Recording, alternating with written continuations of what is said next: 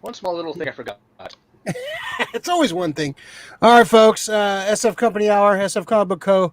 We're all very upset. Rick, we can't hear you now. No, you can hear me. Damn it, Rick. We're all very upset. Look, we already got 5 people watching. We're all very upset. The Powerpuff Girls is repiloting. We're all very excited. And now we have to live with this fact now. All right.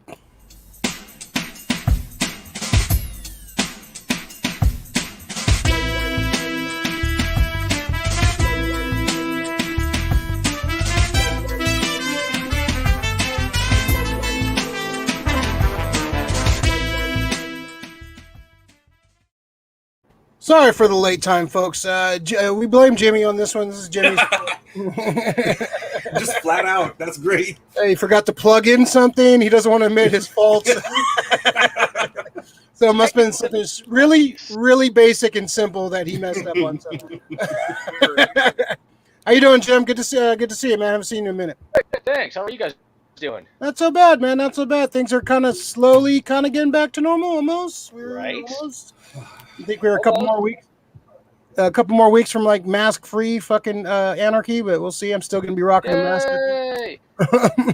I don't trust humans. Fuck that. So, Jim, how you been? I think we haven't seen you in a couple months. How's work been doing? It's all right. Yeah. All right. We're excited to talk some geek stuff. Vibing. Yeah. Effort, how you doing? I'm good, man. Dreading the D-Day, fucking June 15th now? Yeah. That's when we all get sick again. I can't wait. It's a day we're supposed to trust everybody, around us. Has this last year and a half taught everybody that you shouldn't trust other human beings for many, many reasons? But you could trust us to entertain you for the next hour and a half, 2 hours. So this is the SF Company Hour. This is the SF Comic Book Co. This is number 79 of 150, I think. I think we're going to retire at 150. I think that's right, Rick. We're going to go insane by that point. Now? If you're new to the channel, please like and subscribe to the channel. Hit that like button. Subscribe, follow all the social medias. Hit that Instagram where all the kids are at. I'm telling you, we got to post some more on that Instagram. So follow us, all that crap. We talk movies, comic books, TV, toys, all kinds of crap. We love all kinds of dork stuff. Got some fun videos getting worked on. We got some fun stuff. If you missed our Army of the Dead review, not even a review, like a post-reaction video from a few days ago. You want to check that out. Here's some of our thoughts on the Army of the Dead. Fun flip for sure. We got some chat already. It's people are juiced tonight. People are ready to party. We got Lori. Damn you, Pacelli.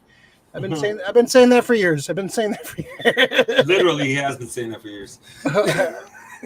Only trust nerds and cats. Well, you came to the right place. It's nerds with cats on this. It's a good day for a podcast. Yeah, nerds with cats. Nerds with cats. Yeah. Juan will love that one. Chris, Next project. Nerds and cats. We have Juan host that one. All right, so welcome to the channel. We got a few things. It's a lot of tiny news this week. Nothing like super major. We had a couple big trailers that dropped the last couple days. We had the Eternals a few days ago, and last night in Soho. We'll talk about those a little later. First, we're gonna have a bunch of random news. We got a lot of DC news too. We'll kind of lump that all in together because it's all DC crap. So we'll definitely talk about that. So just a quick little. I was looking at our page and I forgot about this. Paul Mooney passed away a few days ago. The great comedy writer. He wrote for the great Richard Pryor. And a lot of folks probably know him now from the Chappelle Show, Ask a Black Guy, and Nicodemus. It was, some classic moments from that TV show. Just one of the funniest guys to ever live, man. That guy who just great delivery, very funny. The fact that you could make Dave Chappelle and Richard Pryor even funnier than they are is just a talent, so much talent. So R.I.P. Paul Mooney. Jim, and any Paul Mooney memories you want to share? Just on the Chappelle Show, he was great, and I'd forgotten that he wrote Richard Pryor. Mm-hmm. And I'm sorry to say, I never saw him perform. Yeah. I think you came around a few times, and a lot. Yeah, I never got a chance to go see him, man. That guy. Oh, okay, next time, right? And now he's gone. Yeah. And Well, yeah. You don't think the world's gonna end, like, but yeah, people pass that away. too.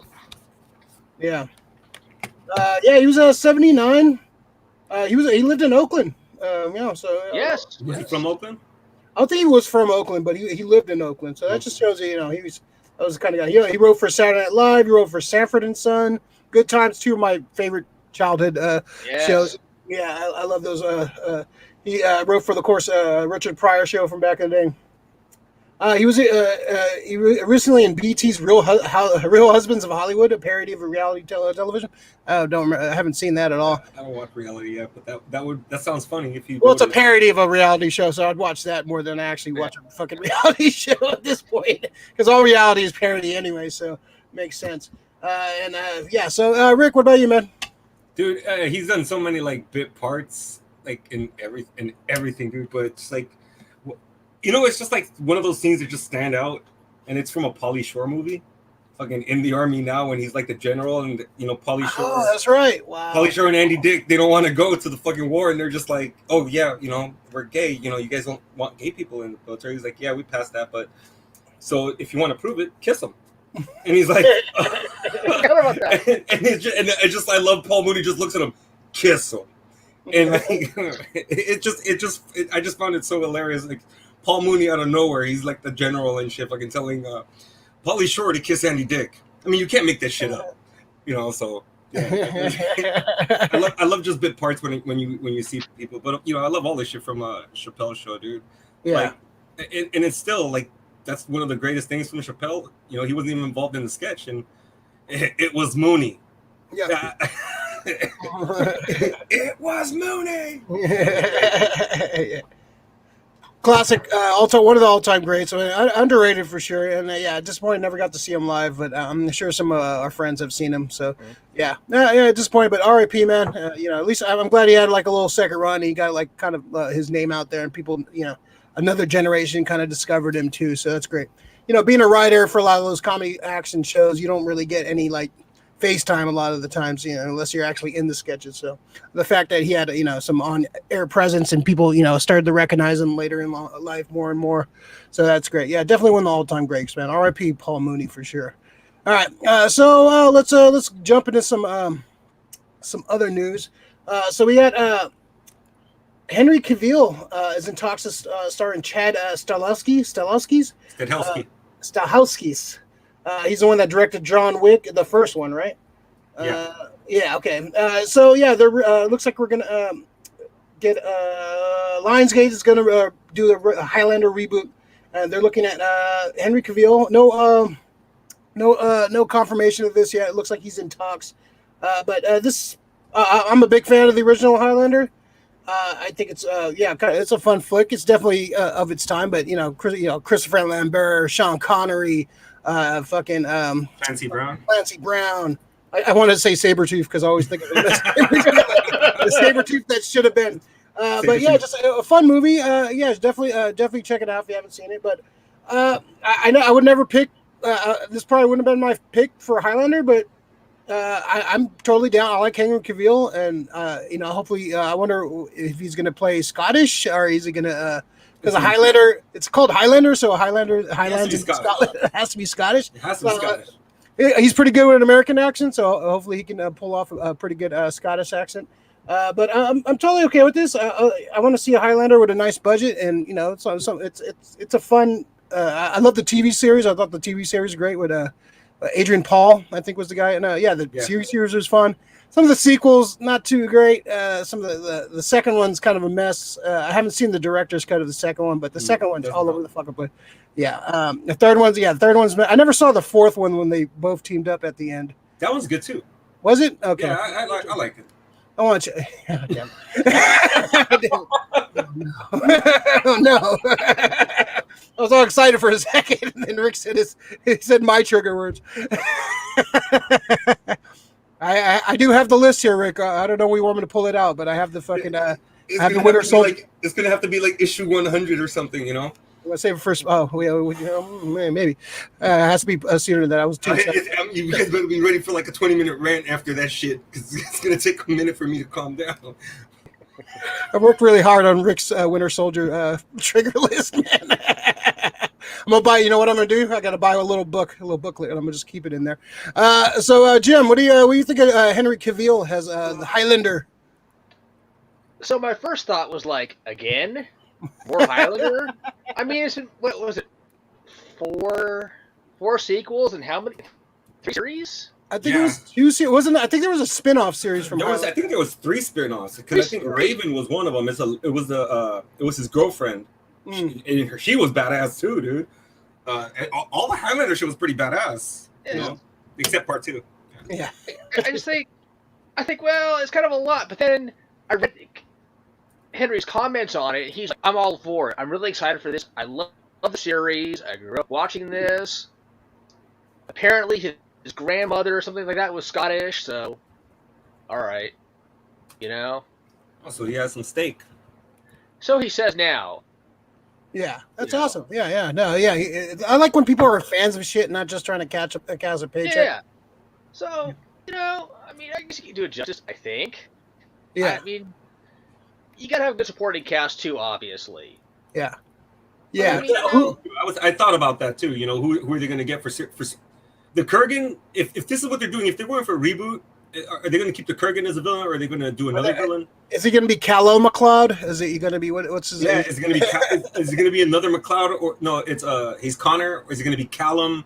You know, or Donald? I don't know. Different kind of McLeod. Yeah, you can have different McLeods. But it was weird that 2 McLeods were, you know. They were like I think 200 years apart or some shit. What was it? Yeah, some shit like that. Yeah. So yeah, they kind of crossed over and everything. So what do you think of Kal-El McLeod effort? The one thing I like about the series, I know Laurie's probably gonna hate me for this one, is that Connor is like an everyman, and I don't know if I see that in. I like the casting. I mean, it's gonna be. He'll be able to swing a sword, and you know he knows sword fighting already because of The Witcher. Yeah, that's like a pre-training for exactly. So and the guy can get in incredible shape. But the one thing about like the Highlander that I kind of liked, it was just he was just an everyman, and you're not gonna find out if you're an immortal until you fucking get killed. Like. I mean, Christopher Lambert wasn't like the fucking, you know, had the greatest physique. He was just like a regular dude.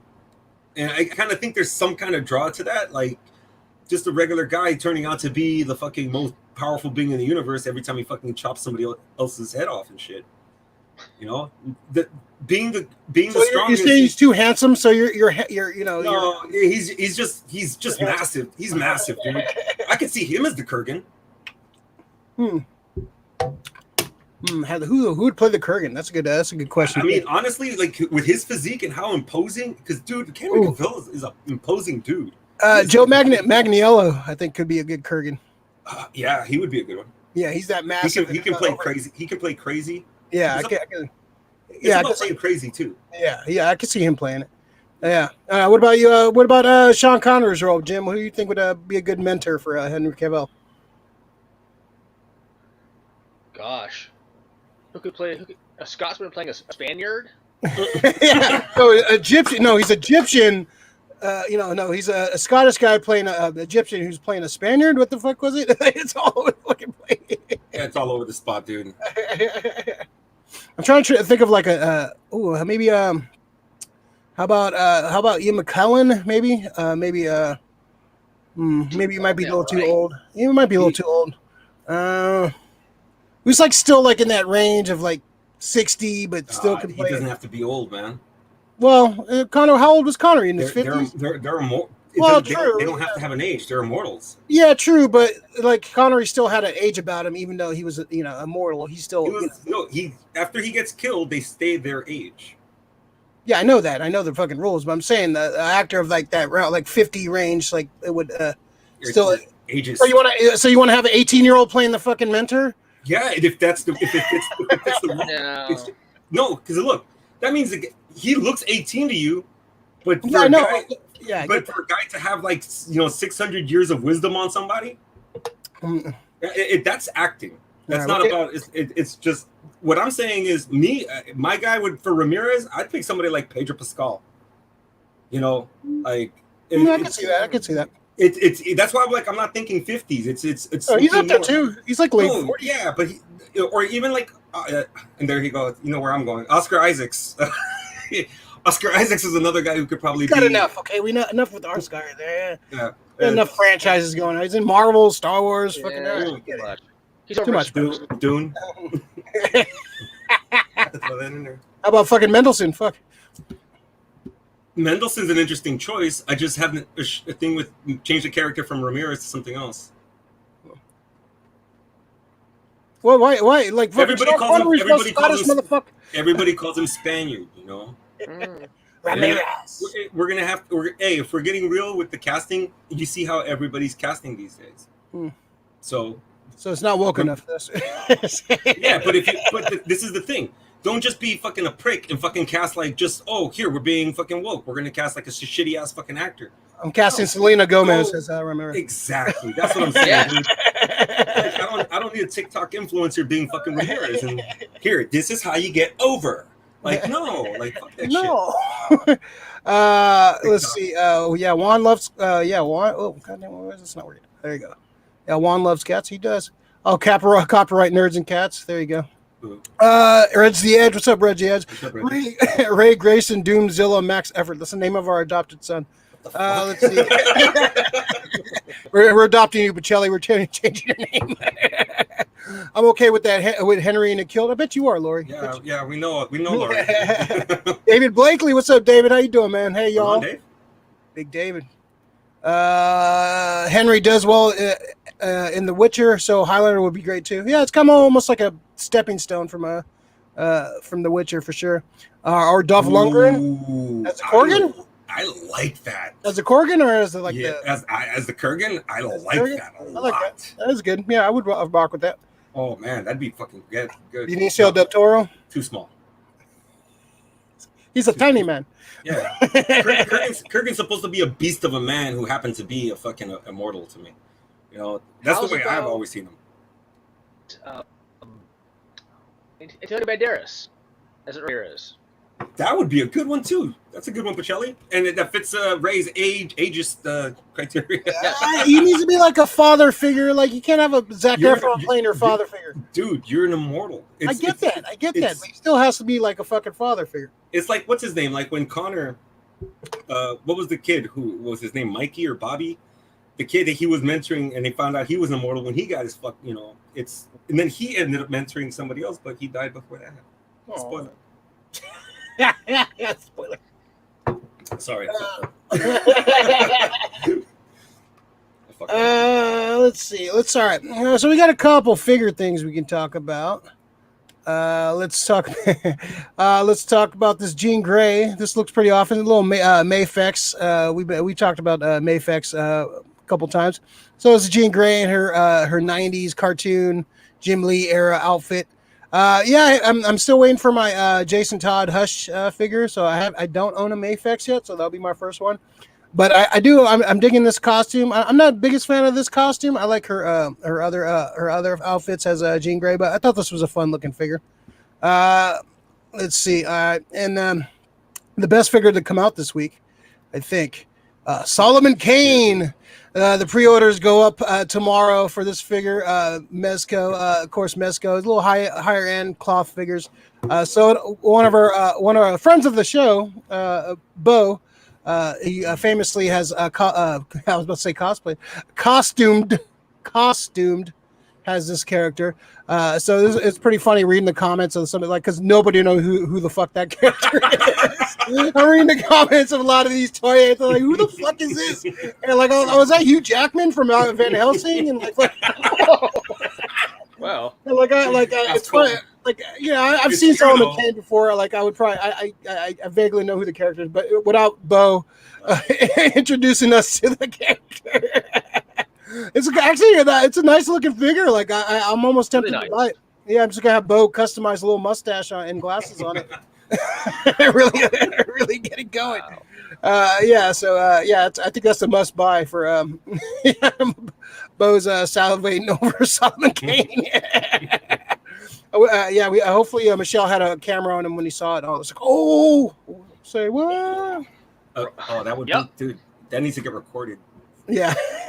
I have a few Bo reaction videos, so we should make a compilation. Oh hell! Oh, Southern Supreme. All right, and this one, I thought this is somebody made this figure, and I was fucking pretty hilarious seeing this one. This makes your nerd fucking brain fucking blow. I was confused. I was like, is Picard Spider-Man? This is I think this is somebody made a custom of it. I actually own that Spider-Man figure. It's right here. But is Picard under there? and is his name Gandalf? Yeah, the Gandalf has the DC logo, has Stargate instead of Star Wars, and Battlestar Galactica. Does that have a G.I. Joe like info card on it? Yeah, it's pretty awesome. That's a mind fuck of a figure. My mind is still confused, man. That's a multiverse right there. My head hurts. Yeah, it's awesome. I love that shit. I love that kind of shit. Yeah, fun fucking customs like that. It's fucking awesome. All right, so like and subscribe to the video. Subscribe to the YouTube channel. We're trying to get those subscriptions up as much as we can. We're stuck at T22. We want some more. We want more subscribes. More. Tell your friends. All right. All right. So let's jump to. All right. So let's talk about. All right. Should we say the DC news? There's a lot of DC news. Let's talk about this. Let's talk about this Eternals trailer now. All right. So the Eternals. Jack Kirby created the Eternals. They're basically like. They basically came to Earth. They're like they kind of what the conspiracy theory of like aliens creating life on Earth and kind of forwarding technology on Earth. So we see the trailer. I was never a big fan of the Eternals. Every time I try to read an Eternals book, I kind of get nappy and want to go to sleep. So I was never a big fan of the Eternals. I heard the Neil Gaiman run, which I think this movie is going to be kind of borrowing from. This looks like one of the most boring, pretentious fucking Marvel movies ever. This does not look exciting to me. I have not seen anything that looks exciting to me about this. The cast looks great, but it just looks like this is Inhumans, the Inhumans TV show on the big screen. No. Yeah, that's like the biggest insult I can give it. Yeah, some of the cast, like most of the cast, I like. Some of the casting I'm kind of about. It just looks like this is going to be a boring Marvel movie, man. This looks like, I don't know, man. I'm looking at it and just not excited about the costumes look boring. I think this is going to be a lot of like, they've been here on Earth for so long, and then now they're going to come back into existence. And no, it's like I don't know. This looks fucking pretentious and boring. The director, she just got the Best Director award for Nomadland, I think. So she's hot shit right now. So this is coming out at the right time, I guess. But I'm not excited about this movie at all. The costume, like I said, the costumes look boring as fuck. They showed the figures. They like right next to the Shang-Chi figures. Looks like some of the boringest fucking figures I've ever seen in my life.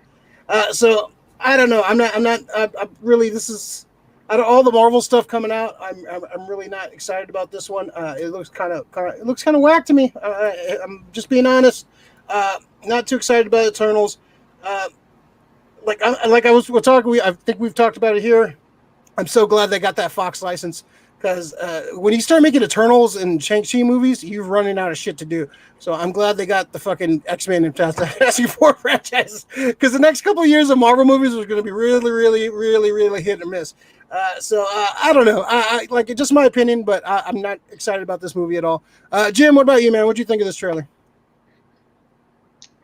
Cinematography, it's nicely shot. Yeah. I don't know much about the Eternals. When I first heard about it, I was like, the Eternals? What? Hold on. Like the Inhumans? Hold on. I had to think about it again. And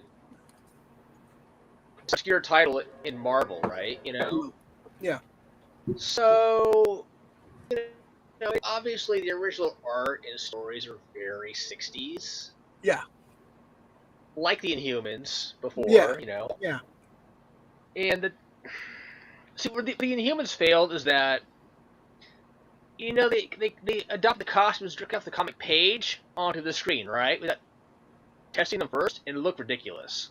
Yeah. And the acting was wooden, Yeah. and it just weird. Yeah. Now this, I don't know. So, reading up on the Neil Gaiman storyline, where they forget who they are. Yeah, I think that's what they're borrowing from. Yeah. Sprite, like creates all kinds of havoc. I think Sprite could break out a star in this, or it could be really boring too. I don't know. It's not much there to go on. You know what I mean? It looks pretty. Yeah.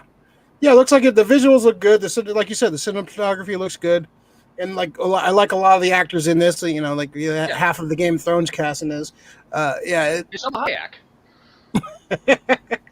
Could also be in Highlander too. Yeah, there you go. Yeah, She could be in any fucking movie she wants. She's a fucking national treasure. Yeah, I don't know. I'm just like, if they tell me, oh, this is they're gonna show some Galactus stuff, maybe some Silver Surfer stuff in this, that will maybe get me a little bit more excited about this, because Galactus has ties to the Internals and some of the.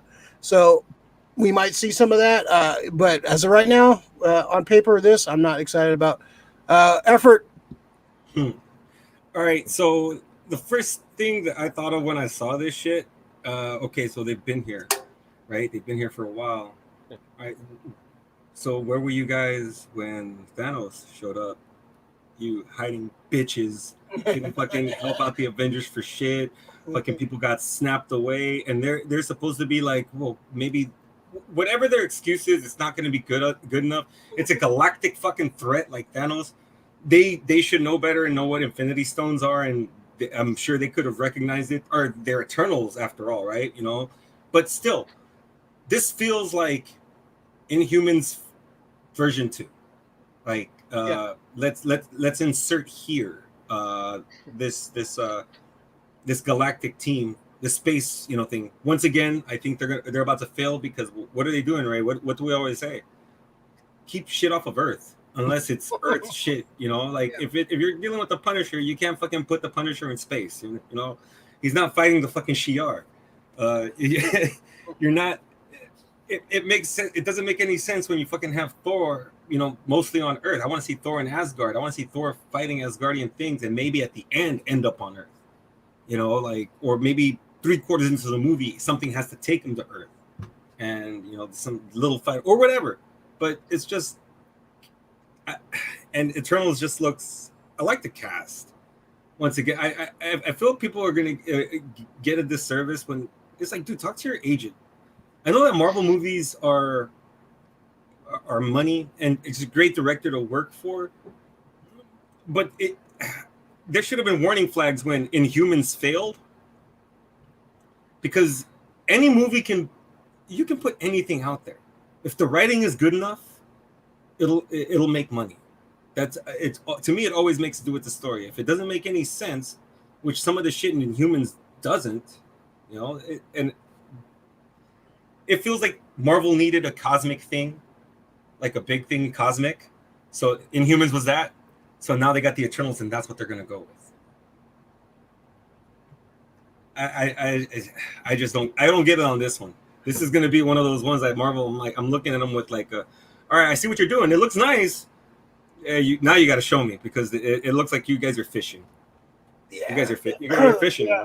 Yeah, and then, they try to push the Inhuman thing when they didn't have they tried to make it in the X-Men. They're not the X-Men, and you trying to force feed everyone into them being the X-Men kind of killed it. I tried. I think I tried watching the first episode. It was not good. It was not a good. Thanks. Yeah, thanks, Jimmy. I'm glad you did, because I wasn't gonna watch that shit. Somebody had to. Yeah, and it just looks like a mess. It looked like a fucking Let me ask you. So, what do you think the story is going to be, and what do you think it's going to have overall to do in the greater MCU? I think this is going to set up some, like I said, they're going to set up some of the cosmic stuff that we're going to be getting, the Galactus shit. I think that this has to set up some of that. Celestials, yeah, they have ties to the Celestials. They have ties to Galactus. They have ties to Thanos. They have ties to if this was like set in the past, like in the beginnings of the Marvel universe, like in space, I would be a little more excited. Yeah, but it being all like set on Earth. Like Jim said that Neil Gaiman run, they forget who they are and they're like just living life among humans, and then they remember and they come back, and so that's basically what the story is going to be. So I feel like we've seen that story many times in so many other all 12 of them fucking forget all 12 of them. Apparently, yeah, they're apparently. All yeah. So it's I think the little one, the one that's playing the young kid who stays young forever. She got tired of being like the young one and being immortal and always being treated like a kid, so she made them basically forget who they are in the comics. So that's basically the fucking villain. No, I don't know if she's gonna be a villain. She's not the villain. She just I don't know. Very spiteful child that one is. Well, that's the problem. They're not a child. They're immortal. According to you, it's okay to be a young child in the mortal. It is okay. It is okay. I'm sorry. I stand corrected. I didn't know they were fucking immortal. I know they're called Eternals. I just don't know what their life cycles are. Obviously, they grow up. Sprite is thousands of years old, but it's a she in the movie. Yeah. They're not all the same alien race, are they? Yeah, they're part of the the Eternals. That's what they're called. Yeah. Okay. So, throughout her existence, she never ages, and she stays a child, unlike everybody else is a full-grown adult. As such, she's kind of like, like Pan from mythology. Kind of like the idea is that Pan is based on her. You know what I mean? Oh, okay. Yeah, like Puck, trickster. Yeah. Loki also. Loki is kind of like Legend of Loki, if you will. Norse gods, the Greek gods are largely based upon the Eternals, is the idea. Yeah. Athena is what's her name? Angelina Jolie. Yeah. Yeah, so they're based on they're like what the myths were based on pretty much. Yeah. Yeah, some of them are like direct ties to like certain like Black Knight. What? So he's like literally Black the Knight's Black coming Knight too. Yeah, but that's fucking Jon Snow. That's Black Knight. Yeah. Yeah. He's in rumored for how many years now? Yeah. He would have been. He was rumored for Wolverine for a minute. There were people who were campaigning for him as Wolverine. I don't know if I could see that, but Black Knight's a good cast for him. Not like a major character, but not like it's a recognizable one to like comic fans. And he was a big part of the Avengers for a long time, and like especially in the '90s, like the early '90s, he was part of the Avengers. So who's to say that he's not going to be part of it now? And Cersei, Gemma Chan is playing Cersei. She was also a big part of the Avengers during the '90s. So, it looks like they're bringing some of the '90s cats over. And I don't know if Hercules is going to be part of this. We heard Odin's not Odin. Zeus is going to be part of Love and Thunder, so that Hercules can't be far behind. So that might have some ties to this too. Hercules. So I wouldn't be surprised this has some ties to Thor. So we'll see some of the Greek, the older gods. Strange too, I think. Yeah. So maybe they're building up to something. Maybe like this is a DC title, but like War of the Gods. Like all the fucking gods are fighting each other at some point. That'd be kind of cool. Like all the space gods and the Earth gods and everybody, like a big ass fucking big ass Royal Rumble of gods would be kind of cool. But I don't know. Yeah, I'm just not excited about this, man. I'm more excited about Shang-Chi really than this. This one I'm just kind of meh. It's probably gonna have some good cinematography. It's probably gonna look beautiful. And I'm all sure Marvel movies do, even the bad ones. I think this is gonna be the pretentious film fan movie. So I'm sure Honda's gonna like this.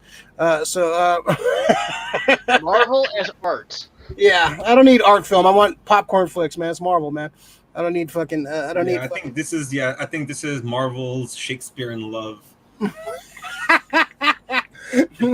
Icarus in Love. Yeah, it's honestly, I have a bad feeling about this. No, this might be the last Jedi of the Marvel movies. Wow. Ooh. Oh, them's fighting words. I have a bad feeling. Where were you guys? That's all I want to know. Fucking Bucky got fucking snapped. Fuck, where were you guys? Fuck you guys. Wakanda forever. They weren't there, bastards. Shout out to our new subscriber, David Blakey. Thanks, David. So we got a 23. Yes, we got one. All right, so let's talk about this other trailer that dropped earlier today. A good trailer. Edgar Wright. He's coming out. This is last night in Soho. Looks like it's just weird. It looks like weird as fuck. It looks like there's time travel involved. There's ghost involved. There's great cast. Anna Taylor-Joy. She's hot right now. Her SNL the other night was fucking amazing. It was a really good episode. So yeah, the girl can act. She's really she was great in New Mutants as Magic, Ileana Rasputin. So yeah, definitely want to see some more of her. I haven't seen the Queen's Gambit. Split. Okay. Split. She's great in Split too. Oh, that's right. Yeah, she's in Split. So this looks spooky. Edgar Wright. I love everything he's done. Outside of the Cornetto trilogy. Fucking Scott Pilgrim and was it Baby Driver? What was the other one he did? Outside of the. His filmography isn't like long, but just the Cornetto trilogy, Baby Driver, and Scott Pilgrim. That's a hell of a lineup right there. He was originally going to direct that Ant-Man before Peyton Reed took over. So some of the ideas they carried over. So that's what made the first Ant-Man so great, because they had Edgar Wright's little stamp. The second one wasn't that great to me because I don't think Edgar Wright wasn't involved in that. So this looks great, man. I love Matt Smith's in this. It looks spooky, looks weird. He's gonna pick. He always has good music in his movies. It's gonna be shot well. Him kind of going back, dipping his toes back into horror, which gets me excited because Shaun did it was a horror movie, but it was more of a comedy movie. This looks like more going for like a horror, like ghost, creepy kind of vibe. So I think this looks amazing. I'm super juiced for this. It comes out October. Jimmy, what'd you think of this trailer, man? I like it. Yeah, it's creepy, kind of weird. Not quite sure what's going on exactly. Yeah, I'm super confused what's going on, but yeah, I like that. This is a good confused. Like I'm okay when it's like confused like this. Yeah, I mean, I'm liking what I see. It's really interesting, just the time travel between, I guess, London 60s and London today. Yeah. In Soho, kind of cool. Just the effect is like the guy's taking her coat off, and she looks in the mirror and she realizes it's totally different. Yeah, like, creepy. Ooh, yeah. That was neat. then it goes into like her whole 60s life. So yeah, I'm good with that. Yeah. Who's the other girl's name? What's her? Jessie May Lee. No, that's the younger one. What's the other one? Thomasine McKenzie. I think that's her. Yeah. Yeah. Yeah. She's the main character. Yeah. I guess. James Phelps. I don't recognize him. That's one of the twins from Harry Potter. Oh, okay. Yeah, Terrence Stamp is in it. Anything Terrence Stamp is always good. My choice for Magneto, man. He would have been a great Magneto. Yeah. Edgar Wright is the man. I'm super excited about this. Rick, what about you, man? It looked cool. It kind of gave me Stir of Echoes vibes just from like what I was watching. A little bit different because it's almost like a possession, and she's like going back and like reliving things through dreams. So I'm not sure how it's gonna go, but it's like I'm just hoping it's not standard. It's Stir of Echoes is put as much as everybody was like, oh yeah, look at this is like kind of figured out what was gonna happen about probably 30 minutes in. Once they give you like most of the pieces, you keep getting clues as they go along. It's like, oh, okay, I know what happened. And I just don't want it to be like that. Edgar Wright, he's great. He's going to give me something visual. Yeah. Just comes out. I mean, visuals is one thing, but story, that's meat and potatoes. If you have a great story, you can overcome a lot, and especially in horror, psychological horror. Other horror, you can just give me body count. But in psychological horror, like Silence of the Lambs wouldn't have been as good as it was if it didn't, just make you feel uneasy up here. And I think this is what this is gonna do. Like, Terry Stamp looks like the old guy who's like probably the murderer. And oh, dude, it's sick. I just don't want it to be like she's having this thing and the guy she's making out with is the other dude. Come back. I'm like, yo, that'd be fucking weird. So now two ghosts are battling out through other people. I'm tired of the ghost on ghost crime, man. Right? Let the Ghostbusters handle it. You guarantee with an Edgar Wright movie, you can get good music, you're gonna get some good visuals. So hopefully the story delivers. I'm pretty excited about this. He's supposed to be directing Running Man after this too. So dude, I'd be so for it. The one thing I loved about this trailer though, it's that final freeze frame with the cracked glass. Yeah, they haven't done that shit in since fucking I think the 80s for me. Those kind of fucking trailers. I love that. Yeah, very good trailer. Real well put together. Good music. Yeah, this gets this is what a trailer should be. That's what a trailer should be. It made you confused. It shows what's happening, but the visuals are good. Got a good song going on. You don't have all the answers. So yeah, I'm excited about this, man. Yeah, it comes out October. No, this is set in cinemas, so yeah, hopefully we'll get to see this in theaters. It's definitely one I want to definitely see in the theater for sure. Edgar Wright's great, man. Even from Spaced On, man. No, dude, I love almost everything he does. Well, no, I love everything he does. So I don't think I've seen something. Probably Baby Driver is probably the one I don't like. I like it, but I don't love it like I love some of his other movies. But okay, now this is the thing. Compared to other movies, Baby Driver is superior. Yeah. So I mean, that's like fucking just quibbling. It's a great movie. Maybe not the best in his roster, but his movies still blow other people's away. Yeah.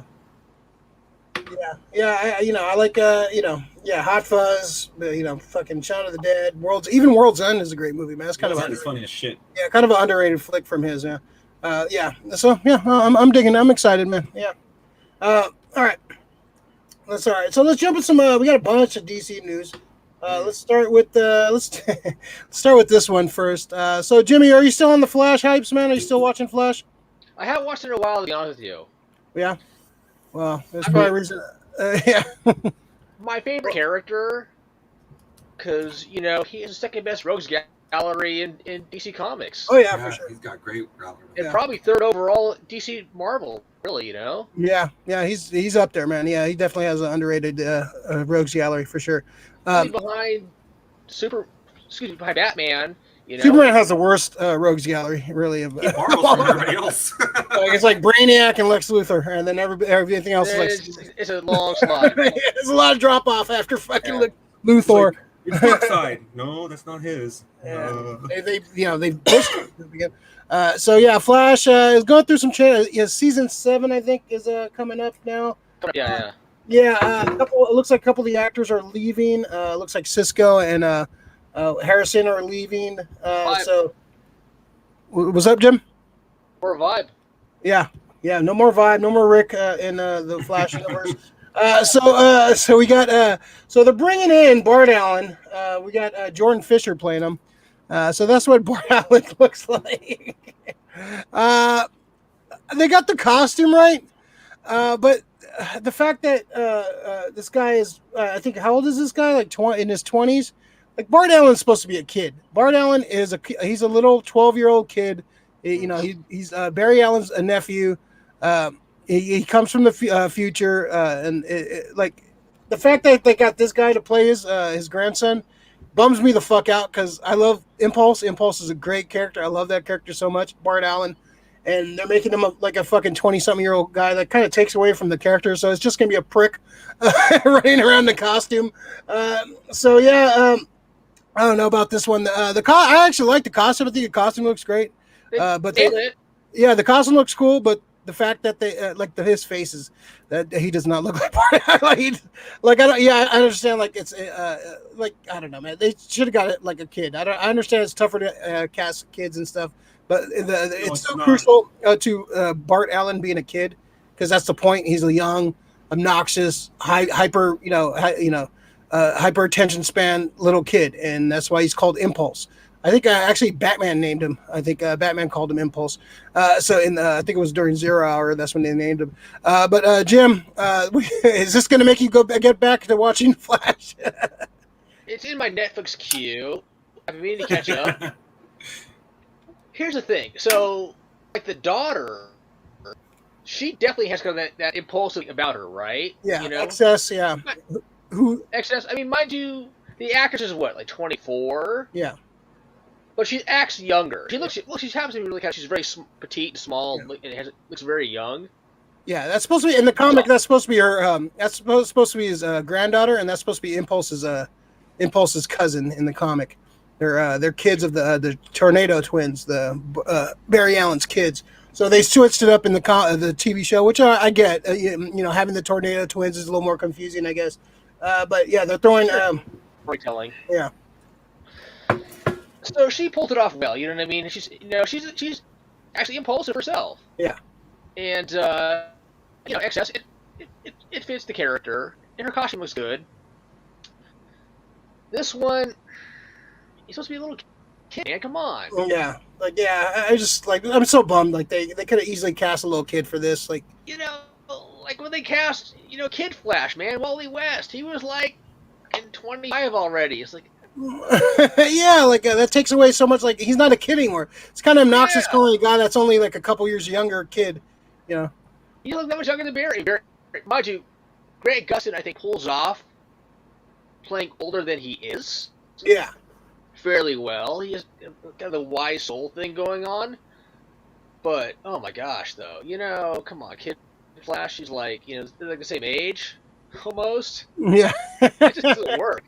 Yeah, I'm just... Should have been a teenager. Yeah, like yeah. 16. Yeah, compromise. Yeah, make it like 16 or 17, yeah.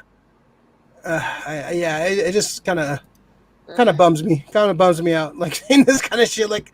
I love Impulse. I have his first appearance. I have, figures. I have statue. I love Impulse, man. One of my favorite speedsters. And I've been thinking about jumping back in the Flash because I the first season and a half of that show I really liked. I thought it was great. I thought they were going on a great pace. It just kind of it just turned into a CW show like we've talked about many times here. Like CW shows. It's too much of I don't know. They kept recycling the same character over and over again. You know what I mean? Yeah. What's the problem for me? Yeah.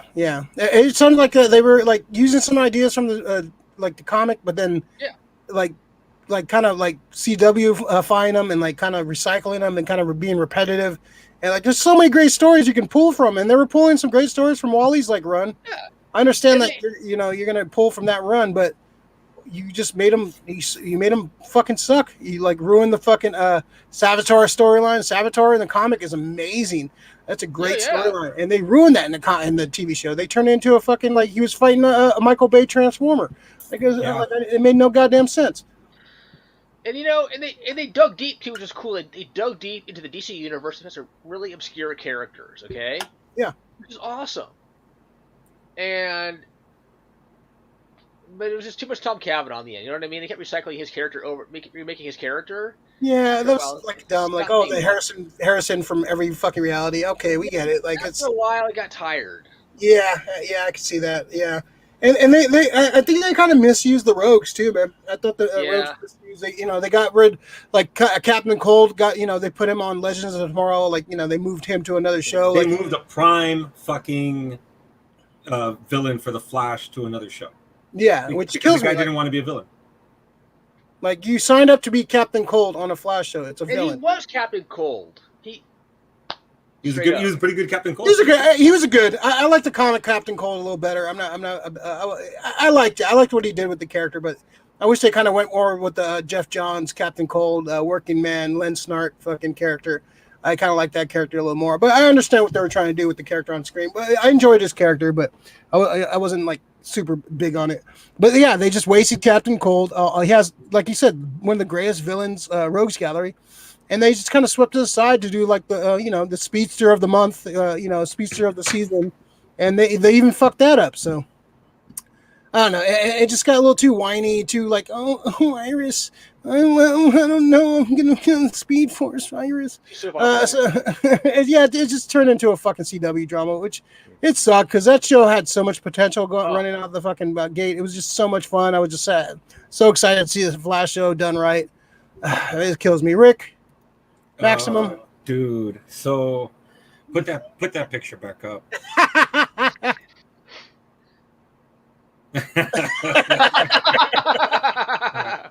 So what I see when I see this one, dude, I see a grown man getting a Impulse costume for Christmas, putting it on and celebrating. His wife is in some kinky shit, man. Yeah, right. I'm coming, honey. Here we go. This is the problem with the CW. I mean, didn't WB learn their fucking lesson when they did, Chris O'Donnell as Robin? No. Too old. This is a case of too old because we know that the character's a kid. Mm-hmm. I mean, I would have loved to see just a 12-year-old kid just like being just snarky as shit. It's like he's well, not in that sense, but he's like a scrappy dude.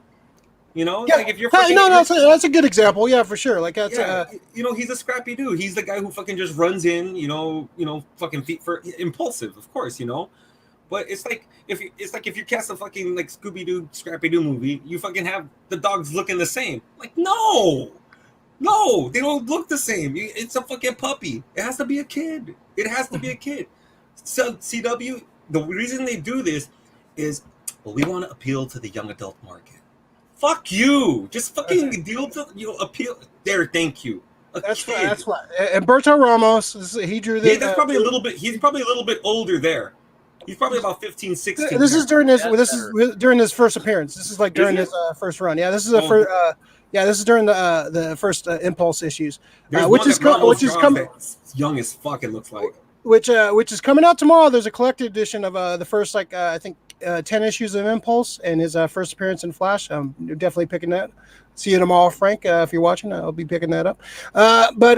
It's like a perfect example, like Young Justice. Like they did Impulse actually really right. Dude, when Impulse first appeared on that show, they did him right. Why can they do that? Like look at that Young Justice show and like Impulse. That's Impulse right there. Perfect example. He was like a teenager. He was. It was they did Impulse right in that show. This one. Okay, go ahead. This one, I think they just like, all right, let's do this character. Let's fucking, we don't have to make him young. Let's just make him a fucking, like when they first showed the picture of him, they showed him like with stubble and, like when they showed the picture of the actor, I was like, no, that's not, he's not supposed to have a 5 o'clock shadow. He's supposed to be a little kid. So that takes away a lot of the cool things about this character. Like they could have did some fun stuff with a kid being a speedster. Just imagine the storytelling just from that angle alone. Now it's just going to be some older dude and it's just some asshole fucking older. I'm sure they're going to make him a teenager, which he doesn't look like a fucking teenager. He doesn't look like a teenager. He looks like a fucking, he looks like a 25-year-old dude with a costume. Like, he looks like he's going to SantaCon or something. Like a drunk frat boy. He looks like a costumer at a convention. A Cowles player. He's a costumer. Yeah, I'm not excited about this. Go ahead. No, go ahead. I was gonna say, the thing that bothers me about the Flash is like it started out good, like you said. Oh yeah, it had so much potential, but then you know what I noticed that it turned into, like you said, that CW. It turned into the Lana Lang moments from Smallville. Everything is like a Lana Lang moment. It's like the acting is so cringe. There's those moments that they're just crying like this and their head tilting, and then the camera pans away. I'm like, yeah, and it's just like, how many times can he sacrifice himself for Iris, and how many times does Iris have to see this shit? How many times does he have to fight a different speedster? Yeah, like you said, it turned into Lana Lang from fucking Smallville. Everything is Lana Lang. Smallville. I started fast forwarding the Lana Lang parts. I was like, during like season 4 or 5, I just had to fast forward that shit. I couldn't dig it. When she died, it was the greatest moment in fucking Smallville history, dude. It was just a bad character, man. And Kristen Crook just like, it was badly fucking written. And Flash, unfortunately, like Flash turned into Smallville season 4 or 5. So hopefully, maybe they can turn it around. The best of. like I'm a big Flash history mark. I'm a big Flash fan. Like me and Jimmy have bonded over Flash many times. We've worn Flash shirts at the same time at work. I'm wearing mine right now. I should have put on mine. I didn't know. Oh yeah, there it is. Yeah, there you go. The original speedster. Yeah, he's a Barry Allen to my Wally West for sure. Yeah, it's yeah, Rick is definitely like fucking Savitar. Yeah, I know. I'm just like I'll probably watch this episode because just I want to see how they deal with this. So I'll probably watch Impulse because I love the character so much. But I'm already know I'm gonna be fucking so disappointed in this shit. I'm so like yeah. So I don't know. I'm hesitant. I'm very like not expecting much from this for sure. All right, folks. If you're watching right now, please subscribe, subscribe, follow. Like the video, subscribe to the channel, follow all the everything, follow the channel. It doesn't cost you anything yet. So, get on the ground floor before people have to start paying for stuff, which will hopefully happen someday. We got some comments here. Let's see. Fort Mason Driving is doing some great bunch of films for its final run. I just when I look at the screen when I see the screen on a picture, it looks way too small for a drive-in. Oh, is it one? Yeah. It just. If I'm gonna drive in, I want to go to an old school fucking Grease big ass screen. I want to see fucking like a big ass. Yeah, I don't want to see like fucking some guy bought a projector at fucking Walmart and throwing it up on a fucking sheet. I want to see like an actual screen. So, yeah, and then we got theaters opening up, so we can actually see some movies on a big screen, man. New theater opening up too in San Francisco. The one over in Stonestown. Yeah. I walked by it the other day. Yeah. Take a look. Any day on that being actually opened up? Supposedly it's open already. It just opened last Friday. Oh really? Oh shit! Yeah. I'm gonna have to take a look. SF Comic Book field trip to the new Stonestown fucking theater. Too bad there's no movies playing right now. There's a lot of crap playing right now. I want to see Saw. Spiral. I want to see Spiral. Saw? I want to see Spiral. I know people panic, but I have to see it for myself. Some people saying it's good. Some people don't know horror. Yeah. Some people like it. Some people don't. Yeah, whatever. I might check it out. Fuck it. I might check it out. It's Doug. Doug. Do it, Doug! Doug! What's up, Doug? Doug DeShield calling from Nashville, Tennessee. All right. So next on our DC hype train news, let's talk about this new. So we're getting another Batman show, Batman cartoon. It's Batman Cape Crusader. I'm excited about this. This is being produced by Bruce Timm, J.J. Abrams, and Matt Reeves, who's directed the Batman movie, which we'll get to in a second. But of course, Bruce Timm is, he was one of the co-founders of the original Batman the animated series. So this looks cool. This is they said the show promised to use state-of-the-art animation techniques and technologies available to give a fresh take on the series. The show will once again reinvent Batman and his iconic rogues gallery with sophisticated storytelling, nuanced characters, and intense action sequences, all set in a visually striking world. This is from the press release. So I like the people behind this. This might be good. It looks like they're going with the old school Batman. This looks like the first appearance Batman from like the 1930s.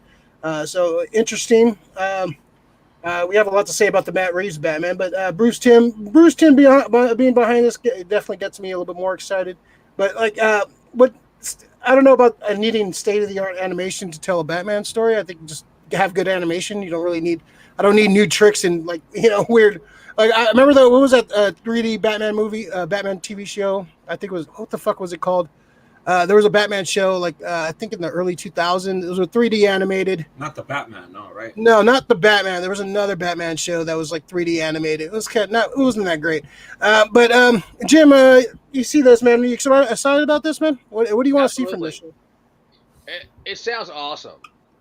I mean, Matt Reeves. I'm like, well, J.J. Abrams, the other guy. Okay, yeah, you know what? Because the animated series was groundbreaking, Best Batman ever. And it really helped set up what came later, Mm-hmm. Oh, yeah.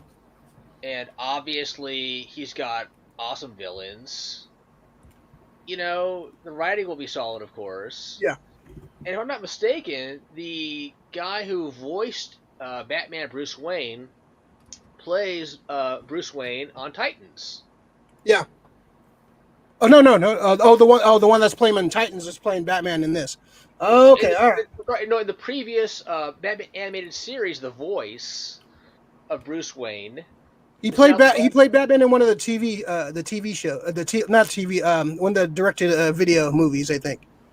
Yeah, I know the guy from Game of Thrones. Yeah, I can't remember. I know what you're talking about. Yeah, he was in the original voice of that was Kevin Conroy in the original Batman.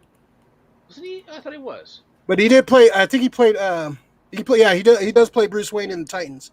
Yeah. He was one of them. Anyways, it sounds great. I'm excited to see this because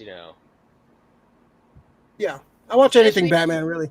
As for the animation, it's gonna look great. It'll look cool.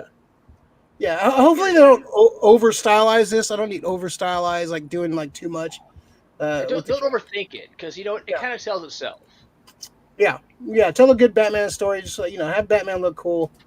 Yeah. You don't have to reinvent the wheel, but if you want to come up with some new shit, that's one thing. So Rick, you excited about this? Yeah, dude. What's this gonna be on? HBO Max. Okay, so that's the reason I'm really excited about this. So, sorry, CW. No, just kidding. Go. Okay, no. So the fact that I'm hoping this is where it's gonna go, because just from your description, I'm hoping this is something like the Spawn series for HBO back in the 90s. Mm-hmm. That's what they're going. Not saying a rated R Batman, but I'm just saying they're gonna take a more serious approach to it, especially that it's coming from these guys. Because in the animated series, at first, I'm not saying that it's lighthearted or anything, but it's a cool cartoon. It gives the stories pretty much, but as it goes, it gets darker. Batman animated series gets darker as it goes. Batman and Robin.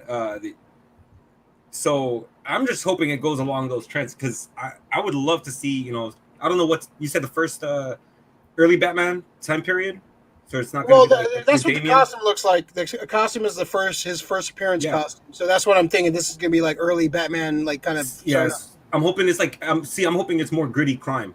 Yeah. Yeah. So if it's more of a gritty crime, then like just have like noir, like gritty crime. Exactly. A little more action, a little more brutality. It doesn't have to be like, you don't have to show blood or curse. Stay away from Titans Go. I just don't want any hints of like, maybe when Robin comes in, because that's where the Batman, the light comes from. Up to that point, he's a brutish bastard who beats the shit out of people. That's what he does. He finds criminals and beats the shit out of them. But, so this is more from the statement. The series will be thrilling, cinematic, and evocative of Batman's noir roots, while diving deep into the psychology of the iconic characters. That leads me to believe fucking it's grit, like just more of a hardcore Batman, which I want. Psychological, more hardcore. Yeah. I'm down with that. Yeah, because Batman's just one of those characters you can do so many things with. You can make a kid-friendly, Brave and the Bold, kid-friendly TV show. You can make an R-rated, cartoon, bloody, violent movie. You can make a porno version. You can make Batman. You can do any fucking version of Batman.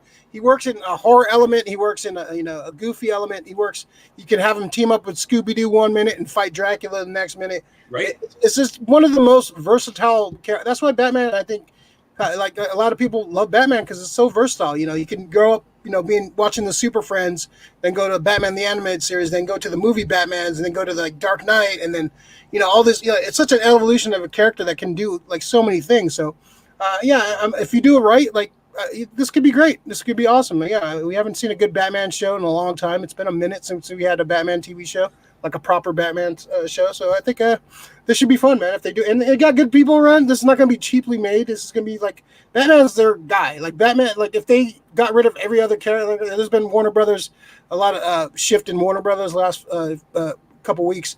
But yeah, Batman's their guy. There's a reason you see a billion Batman movies, you see a billion Batman TV shows, cartoons, whatever. He's the money man. He's the guy. He's one of the most recognizable characters in the world. So they're gonna milk that cash cow, which it sucks because I want to see some other characters get made, but they're gonna milk that Batman franchise as much as they can. They should just make how they concentrate on like the MCU, just make a Gotham verse, man. That would be enough to sustain something. They've done it, just sort of.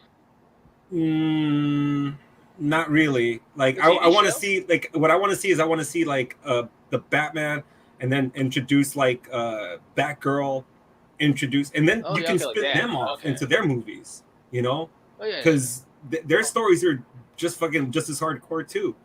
So, but, go ahead. Well, they did the Gotham TV show. I don't count that. Well, okay. I don't count that. They took way too many liberties with characters. It's fair. Their timelines. I mean, they can say I'll accept it as an alternate dimensional Batman, but no way I will count that as canon or anywhere near canon. Fair enough. Yeah, it's just that there's too many issues I have with that one. Yeah, I couldn't get into it. I just like I don't know. My main problem with that show is the casting of Gordon. That was my main issue with Gotham. Dude from Southland or whatever. Dude from the OC. He's OC. Ryan from the OC. He's Ryan from the OC. Ryan from the OC. I just need my Gordon a little bit more. I know he's playing a young Gordon, but like I don't see that guy playing even at a young age. Gordon was grizzled. Yeah, he was grizzled at a young age. So I could never that's what killed me early on. That show is like seeing Ryan from the OC play Gordon. I just couldn't see it, so it kind of took me out of it right away. And if you don't like Gordon, like that show is not for you, because that basically the whole show is about Gordon. So that kind of took me out of it. Yeah. And I remember I saw the last scene when they actually showed Batman. That was an ass fucking Batman costume. We'll talk about an ass Batman costume. It's one of those things, though. I mean, they didn't want to show. It's like them not showing Tom Welling in the Superman outfit. You know, they couldn't for a long time. And they never did. That last shot of him with the suit was CG'd. They never actually put him in the suit, and he was like kind of pissed off of that. I was like, man, like fans have been waiting to see me in the fucking suit. That's fucked up for somebody to play Clark Kent and never put the fucking suit on. Well, that was Goth and Miller too. That was their stupid no flights, no tights fucking rule. Like, dude, all right, you're gonna have a suit. That's fine for the first like few seasons. Yeah. But at some point, he has to fly, and he has to become Superman, because now he's just like, now it's just running around fucking spinning wheels. And the show did get better towards the end. Like the last like 3 seasons of Smallville. Last 3 seasons were great. Brought in the Justice Society. They brought in like all these different characters. Yeah, they brought in. Their fucking Impulse was better than the one they're fucking. Their Impulse was way better, dude. So I don't know. It's. I'm excited about this, but when Lori, when I worked at a video store years ago, there was a gay porn bat dude in Throbbing. Thank you for your insight, Lori. You guys can Google that if you want. You gotta go check out the works of Alex Braun. He did some good work with a 1960s parody. I won't speak anyway. You can do your own research on that. So some more. Speaking of Batgirl, so we got the Bad Boys for Life directors. Of course, I'm going to butcher their names. Adil El Arbi and Balil Falah. They're going to be tapped to direct the new Batgirl movie. This looks like it's going to be a HBO Max exclusive. So this is not coming in theaters. Rick got upset. He's out of here. So I'm sure he'll be back in a second. You okay, Pacelli? You still on? All right. I'm still on, yes, sir. All right. So we got. Here he goes. I don't know what happened. Okay, so we got. So this is gonna center on Barbara Gordon. Okay, which I'm glad. I love Barbara Gordon. One of my favorite. I have a tattoo of Barbara Gordon. She's my gal. She's my gal. I love Barbara Gordon. The daughter, of course, Police Commissioner James Gordon. This has me worried. Birds of Prey screenwriter Christina Hudson has penned the script, so that's the first red flag for this show. With Batgirl, we hope the audience takes the audience on a fun ride, sees a different side of Gotham.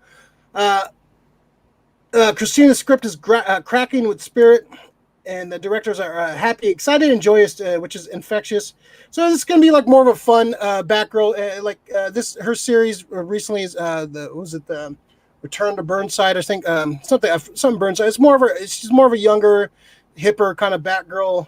I think that's what they're going to kind of pull from, which I don't mind. I want to see a fun character. I don't want to see you can like build to her. She has some tragic shit that happens later on. Let's see. Yeah, I don't know about that, but it looks like yeah. I'm just worried. The main thing for me in this is the casting. And of course they're gonna. I don't want to say they're gonna go woke on the casting, but I have a feeling they're gonna woke on the casting. Like she's a redheaded white girl. I understand there's other redheaded races, but she's a redheaded white girl. That's what she's always kind of been, and so. I know they're going to go some woke casting, which I get for some shit, but I'm just kind of like, not for Batgirl. She's a redhead. That's kind of part of her character to her being a redhead. And so, I don't know. I'm a big Batgirl fan. I'm a big Batgirl mark. I always love the character. And I haven't seen Bad Boys for Life. I heard it's okay. I heard it's pretty decent. So I haven't seen much of their work. They were directed something else, too. But you know, if this is HBO exclusive, Max exclusive too, so it's not so I don't know how much money they're going to throw into this. But I kind of think for a Batgirl movie, you don't need a Batman-sized budget for a Batgirl movie especially if it's kind of a ground level kind of movie too. Pacelli, what do you think of this, man? I'm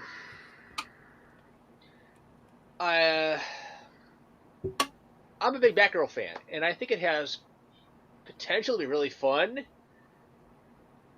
The screenwriter kind of worries me because Birds of Prey was a hot mess. It was not a good movie, man. But then again, it's a Harley Quinn movie, and she's supposed to be a hot mess, right? Yeah, but she doesn't get any of the. Yeah, but the fact that she didn't get any of the characters right at all. Like, no, not at all done. Though. Yeah, no. Black Canary, Huntress, Cassandra Cain. None of them act like their characters. None of them act like anywhere near their fucking characters on the big screen or on the comic book page. Like Birds of Prey is for a comic book movie for people who don't read comics, which is fine. If you enjoy it, that's your thing. That's fine.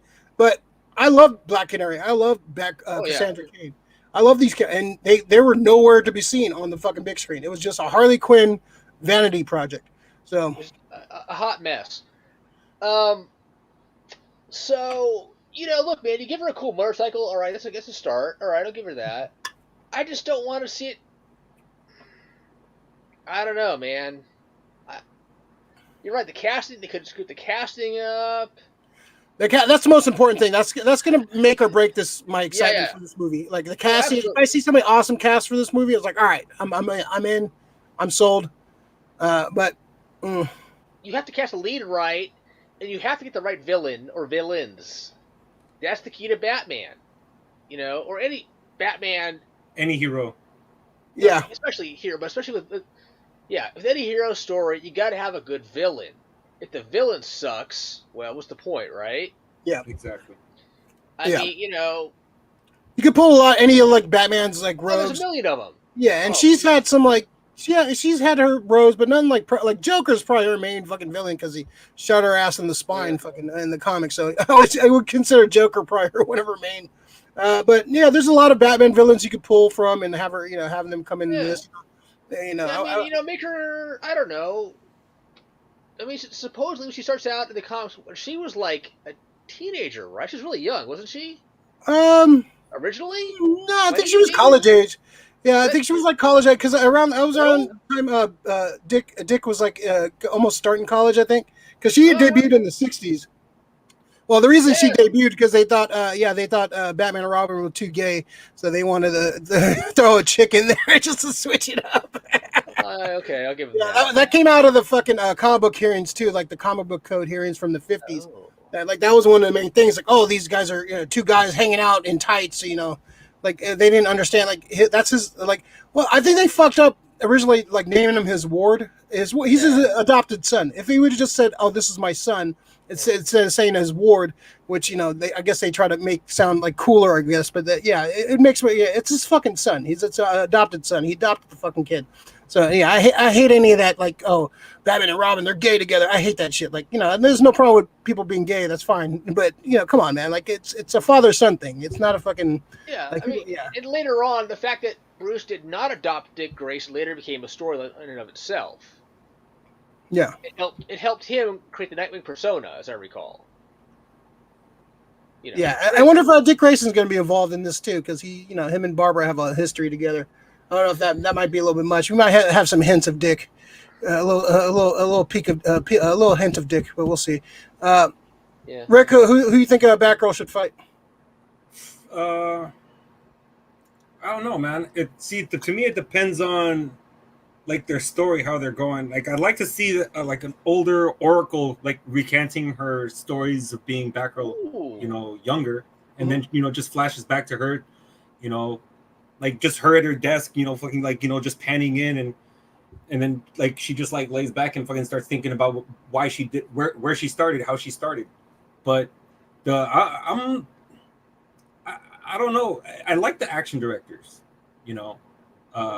I didn't get to see Bad Boys for Life. A lot of people saying action-wise, it's one of the better ones. Yeah, I have it sitting here. I just haven't watched it. I haven't got around to it. Honestly, they lost me after I think probably the part of the second one. I just had no interest in Bad Boys 3 and all that shit. Just became more Will Smith. If it has great action, it has great action. I'm just not the greatest, biggest Will Smith fan. He's Will Smith in everything.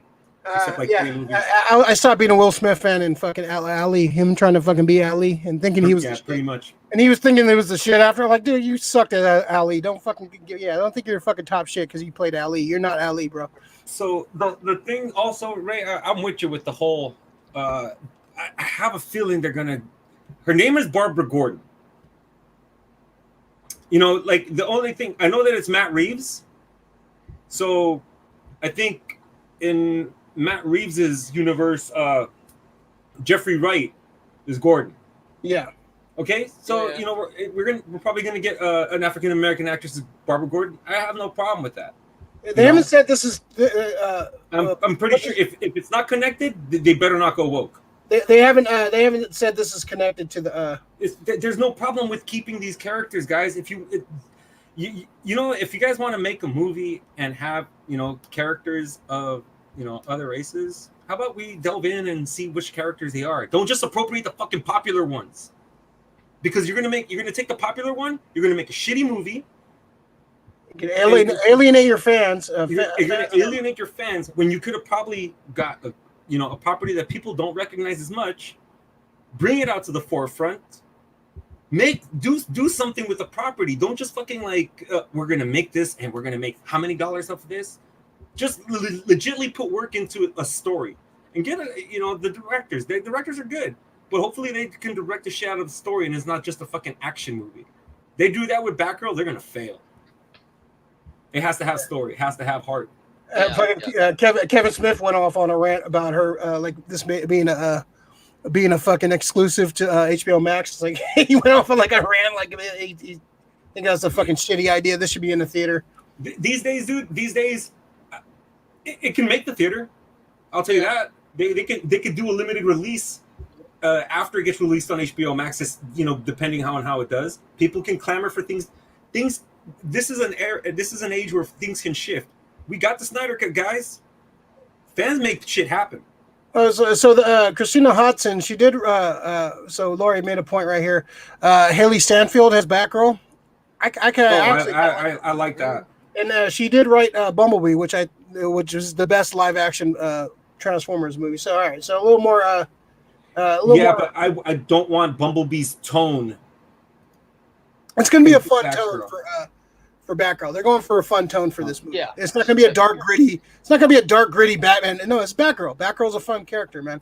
It shouldn't be like a fucking gritty Batgirl. Fucking she's so dark and brooding. No, she's a fun-loving character. It's Barbara Gordon. It's not Cassandra Cain. Yeah, it's not gonna. Yeah, if it's Cassandra Cain, no, she's gonna be going around murdering motherfuckers. No, this is Barbara Gordon. She's fun-loving. She has like when she jumps off a roof into battle, she's smiling, man. She's having a fucking, she's having a good time doing this shit. So it's not going to be like a dark, gritty version. So this is Stanfield would be good. Who would be? That's great. I like that casting. That's a great casting. Yeah, first good thing you ever said, Lori. They should have a woman direct. But what difference does that make? Yeah, I don't think they need a woman direct. I'm just the best person for the job, really. This, I just think we need. They got a couple of guys of color directing it, so that's a good step right there. You can't have it all. A woman directed Birds of Prey. That didn't fucking work out. So that's not always like. It's always. I think it's the best woman for a job, but I understand you gotta give people chances and stuff. But these two guys are up and coming, so let them try to make another movie, man. Yeah. If they fucking fuck up, they fuck up, and you're not seen in Hollywood again. Yeah, I love Yvonne Craig, man. I love the animated series. The Batgirl was great. I love when she came out. I'm just a big fan of this character, man. I want to see it done right, man. I just want a fun Batgirl movie. I want the costume to look badass. I want to have a badass bicycle. I want it to be fun. Like I like that idea of like showing her Oracle like her future and like she's kind of telling her adventures as a young kid. The thing is, just let me write all these things. Well, like you got to have like some kind of oversight on Rick because The Rickiverse. Dark fucking everything can be Dark City. Yeah. Probably would be. I'm excited. I'll be more excited when I see casting. Well, if I see an excellent cast, my excitement will definitely go out. Until I see casting, I'm going to be hesitant and hopeful. Is that optimistic? Optimistic Prime? I don't know. We'll see. We'll see on this one. All right. So if you're watching right now, like and subscribe to the channel, please. Follow. Oh, sorry, Rick. Like. Hey, I'm doing my speech, Rick. God damn it. Like, follow and subscribe, and you can see what Rick says next. Go ahead, Rick. I was going to say, with the big changes coming to Warner, because didn't they get bought out by AT&T, or that's still going through? I think it's happening. Happening. It's going to be like a lot of shuffling around, and because Warner doesn't AT&T is not going to give a shit about like DC Comics. Yeah, they might, depending, because they're seeing how shit's going down with some of the decisions they've been making. They might sell DC Comics. They might sell the comic thing off because it doesn't make money for them. Like comic books don't make money, so it's so like that means Warner Brothers would lose the license, right? They would probably hold the license to the characters, but as far as like making comics and shit, they'd probably sell that off, or not make the comics anymore, or just have like, like fucking like just like some online shit and not really put any effort in the comics. Like they have 80 years of comic book material, so I guess they don't need they think they don't need to make more, but. It's gonna be interesting, like to see how the sale goes through and what they actually do with this Warner Brothers. I just want to see if it affects the execs up at the top of Warner Brothers, man. They fucking shit the bed when it comes to DC. Yeah, they have all this money sitting on the table, man. They have all these great characters. Much money. Like, let's make another Superman movie. No, let's make a Black Superman movie. That'll get the kids talking. All these characters you can make. Like, there's so many great characters you can characters of color. Like, you have some great characters you can like push. And I have no problem with certain characters, getting changed. Like Hawkman, it makes sense. Khufu, he was a deity when it came to ancient Egypt. So I don't actually have like all this Hodge. I'm hoping it's going to be awesome when it comes to. That makes sense for the character. He's a fucking Egyptian. Yeah, exactly. So it makes sense, and I totally get that. They're changing certain characters, and I'm all with that. But there's certain characters you can't change Kal-El. You can give me Calvin Ellis. You can give me Val-Zod. But don't change Kal-El. Don't change Clark Kent. Why? Why are you doing that? Hey, some white people are okay. There's some cool white people out there, man. Like, you don't have to change everything. It's just, well, if that's the case, if they're doing that, dude, I want a Mexican Batman. Let's be honest. It's like a sexual position. I want that Mexican Batman. The Mexican Batman. Wow. Put on a mask, slide down that pole. All right, Jimmy, what'd you guys say? even if the Eternal sucks, okay? Even if Shang-Chi isn't very good, Marvel is still running circles around Warner right now, okay? Yes, they are. It's embarrassing, actually. For years, DC was like the Tiffany network of comics, okay? They had all the big characters. I mean, yeah, Marvel had Spider-Man. That was fine, okay. And the Fantastic Four and the Avengers were fine. X-Men, they found their footing 20 years later, but whatever, right? They became a huge thing. But they've always had these iconic characters. Yeah. And they're blowing it. Yeah, the fact that they made Rocket Raccoon a household name just shows you how much they're fucking like Marvel's just fucking like doing. Like, dude, you can't make fucking fucking all these DC. You can't make fucking Guy Gardner a household name. You can't make fucking fucking John Stewart. Make Gnort a fucking household name. Why is Gnort not a fucking household? A fucking dog Green Lantern. Why is that guy fucking not a name? They could have made Kilowog like the next sensation. Okay, he could have the next Rocket Raccoon. Yeah. Yeah, they have fucking Captain Carrot. God damn it! Like fucking, there's so many great fucking DC weird fucking characters they can push. But no, all we've gotten is fucking Batman and Superman for the last fucking 30 years. And like it took a fan uprising for us to get an actual decent Justice League movie. You know, we had a fucking riot in the streets to get fucking them to actually make release the fucking Snyder Cut was far superior fucking movie. And they won't follow it up. No, they're trying to bury it because they don't want they don't want to give fans what they want. Like they don't know what they want. Yeah, they don't know what they want. I mean, same too about Aquaman, but Black Manta looked awesome. Yeah, Black Manta was cool. I like Ocean Master. They had some deep cuts in the Aquaman movie. But where's the connection? You know what I'm saying? The beauty of Marvel was that everything connected, and it connected well. I mean, by the end, as far as I'm concerned, the Guardians of the Galaxy, in the larger scheme of things, could have been a Fantastic Four at the very end. Would have worked better, but whatever. You know what I mean? It's just DC has just made a mess of things. You know frustrating, man. It's frustrating. Like we're talking about all these DC projects, and what are we talking about? Like, there's like 5 fucking Batman projects. Like, come on, man. Like, they keep Batman, Superman. I love Batman. Yeah. I had a love-hate Superman with Superman for like a few years, but I'm back on the board with Superman. Like Henry Cavill, like it brought me back to being a Superman fan. So I don't know, man. There's so many fucking great DC characters they can push, man. I could list like fucking 20 DC characters to make a movie out of. See, I think the problem with DC is that they don't have somebody like Feige or Filoni running their franchise. They need one overall voice who's just like, all right, here, tell me what you're trying to do, and let me tell you how we can fit it in. You know, let's work together. Let's weave. I think I'm not sure. I'm not behind the scenes, but Feige comes off like he works well with whoever he brings in. Yeah, and it looks like Abrams is like going to be the guy now. He just signed that big deal with Warner Brothers, and he's back in some of these. He's like producing some of these projects. So, he's going to be the showrunner, or he's going to be the for the HBO MAX stuff, or for a DC. For a lot of the Warner Brothers stuff, he's like one of the big guys. He signed like $1 billion deal with Warner Brothers, so he's going to be producing that Superman movie. He's producing that Batman cartoon. He's he's going to have his hands in a few things. He needs to stay away from trying to change source. If you're trying to go other places, grab the other heroes, man. You want to make Green Lantern? Don't do Guy Gardner then. Give me Jon Stewart. You know, there is room for this. There's room for everybody in this in DC. DC has, you guys have just said it, they have a litany of characters. Yeah. And like I said, great race, dude. Vixen. Everybody. Vixen is a great character. A person Brazilian, of color. right? She Brazilian? No, I think she's black. I think. Yeah. Oh no. Yeah. Fire. I'm thinking Fire. Fire's Brazilian. Fire's Brazilian. You have Icon from the Milestone universe, like Mr. Terrific. Mr. Terrific was one of my favorite fucking characters. I love Mr. Terrific would be an awesome, but people don't know him. Well, how about you introduce us to him and make not a shitty character on a shitty B C level character on a CW show. No, put Mr. Terrific properly on a fucking big screen, dude. I hated the version on Blue Beetle. On what Blue show was it? Yeah, Blue Beetle, man, fucking.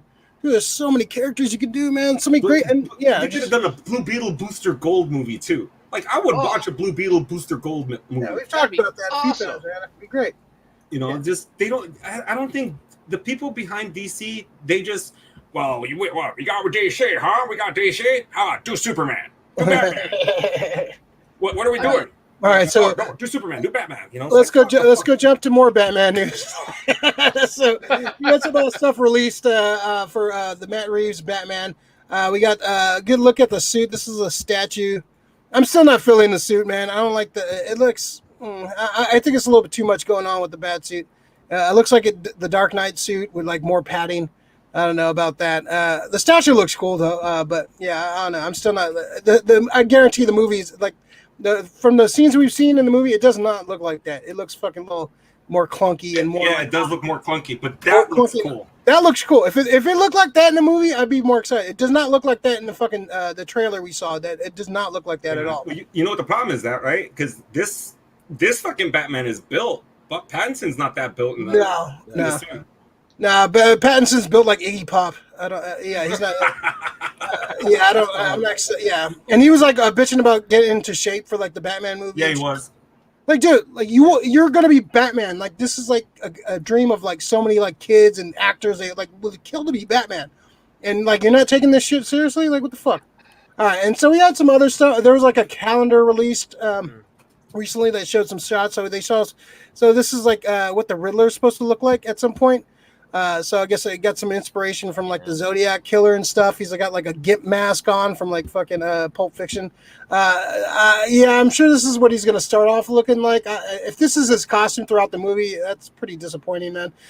So yeah, I don't know about this. Jimmy, what do you think about some of these photos revealed for the Batman? Okay, so first of all, the bat suit. Okay, Batman needs to be able to move in the suit. Yeah, I mean, I like true. the detailing on it. It looks kind of cool with the belt and all that. The cape looks good. Okay, the cowl's cool, but it just looks. I mean, first, Robert Pattinson is probably what? How tall is that guy? Like 5'10", maybe. Oh What's no, that? I think. And granted, fucking what Michael Keaton is like fucking. He's short as fuck, so it's not really. But As long as as long as they shoot it right, like it doesn't really matter on screen. and he's really thin too. He's got a really thin build to him, and he's not very muscular looking either. So the suit just looks overly bulky, and Batman has to be able to move. Okay, that's the whole thing. You know, it has to make it look like you can't just do jump cuts of like a flashing fist, whatever, right, or a kick. You know what I mean? Or like flying on a rope. He's got to be able to move in the suit. Otherwise, he just looks like a statue, literally like a statue. Yeah, and well, you don't want the fucking the Tim Burton. I can't move my fucking Oh God, awkwardly fight fucking. that was kind of weird. Yeah, That's a little weird. But yeah, he's got to be able to move and fight. Yeah. I like the detailing on it. How it shows like kind of battle scarred. You know what I mean? Like he's been in a few fights and it's kind of beaten up. I'm cool with that. yeah, I like the Batman fucking Returns. So Robin Pattinson 6'1". So the Batman Dark Knight suit. That was the most practical. I didn't like it because it looks like a fucking extreme BMX rider. I wasn't a big fan of it because I thought it was going to be a transition suit, and he wore it in the next movie, which kind of bummed me out. But that was like the most practical looking suit out of all of them, really. But I'm not a big fan of that BMX looking suit. Rick, what do you think about this, man? I kind of like the way this looks. I mean, it's a bulkier Batman, dude. I mean, it's pretty. If he looked something like this, I'd kind of be okay with it because somebody that big could probably move around very well. I don't see Pattinson like moving around in such a big suit. And the one thing that kind of ticks me off is Iron Man throughout all his movies always upgraded his suit. Yes. You know, why didn't Batman? Batman, he never even upgraded. In the glove, he always talked like this. And I love the Nolan Batmans. Don't get me wrong. I mean, I do have like my 2.5 of the Nolan Batman. Yeah, I mean, I have my gripes with some of the shit that they did in it, but it's still fucking it's pretty damn good still. The shit I'm having an issue with is the Riddler. Mm-hmm. I understand that you guys got influenced. Whoever's doing this, they got influenced by the Zodiac. Doesn't have to look like the Zodiac. Because it does give me the vibes from seeing I can't remember the actor's name from the Fincher Zodiac, the guy who was accused. Fuck. You know which actor I'm talking about, right? Yeah, the bald guy. Yeah, Mr. Jingles. Yeah. So it kind of gives me that he's behind this mask, but I'm really happy that it's Paul Dano. Paul Dano, I think, is going to make a great Riddler. For all the shit that Hollywood sometimes gives you when they cast an actor and they fucking hide his face, why are they doing it this time? I want the Riddler to. I'm smarter than you, Batman. I don't give a fuck if I show my face. He's not going to leave a trace. He's smarter than Batman. That's his whole fucking shtick. I like the fucking he's looking like he's a serial killer. I love that part. I've always thought that should have been the way the Riddler could be introduced into a real life Batman movie. Yeah, the Dark City. What was it called? Dark Knight, Dark City storyline. Well, yeah. Riddler was playing with them. Riddler, he was fucking with Batman hard. Like he put a fucking what was it, like a golf, what was it, like a ping pong ball in a baby's throat, and Batman had to operate on the baby to save its life. It was a dark fucking. That was like a early '90s Batman comic. Like that was fucking disturbing for a little kid. I'm not saying I'm hoping they go that route, but I'm kind of hoping that it's probably along those lines. I want if this is the Riddler they're showing me, it's like, dude, go balls out then. Because the thing is, honestly, what I'm hoping for, I think, be prepared for a shitty Batman. I'm wondering if it's going to be a good movie, like a good crime movie. It might be a shitty Batman movie. It's gonna. I think it might remind me of like the Joker. The Joker's a shitty Joker movie. It's a good like psychotic kind of somebody losing their mind movie. But it's a great sequel to King of Comedy. Yeah. Yes. Pretty much. I'm not. You ain't lying. But yeah, I just hope it's not going along those routes, Yeah, we'll see. I don't know. Hondorian, they could make Batmite. That would be a funny character given the right actor. Yeah, I would see like a cartoon Batman. I don't want it live action. No. Batman's a fun character. Dawnstar would be dope. Dawnstar has the best costume in the comics, I tell you that. Let's see. Batman is technically Mayan, comatose. Kamazotz. Shots. Technically. I think. I've made my voice heard on this. I'm not excited about this. I don't like the and I've seen a couple things with Passion. Really, I just don't. It doesn't scream like, oh, this guy's gonna be Batman. And everything I've seen from the movie so far has not gotten me excited. I don't know about this movie, man. I'll watch it because it's Batman. It's a comic book movie, and got to watch it. But yeah, I don't know, man. I'm not excited about this Batman movie, and the more I see of it, the more or less I'm excited about it. The other thing too is just for me, the Riddler, the best Riddler for me was the guy from the TV show. Gorshin. Frank Gorshin. Yes, Frank Gorshin. Yes, absolutely. Gomez Adams played him for a couple episodes too. Oh, really? Yeah. Oh God. John Astin. Yeah, he played him. He played him a couple times. And that would be a crazy fucking Riddler, dude. If you can have him right now, that'd be sick. Along those lines, right? And also, but you guys don't like Gotham. I thought the guy who played Edward Nygma in Gotham was pretty good as soon to be Riddler. He's kind of crazy. Oh, that wasn't like. Oh, I know what you're talking about now. I was thinking of Penguin. Yeah, he looks all right. He did a pretty good Edward Nygma. You know what I mean? Yeah. He worked like for the police force or some shit. Like what was it? He's an assistant coroner.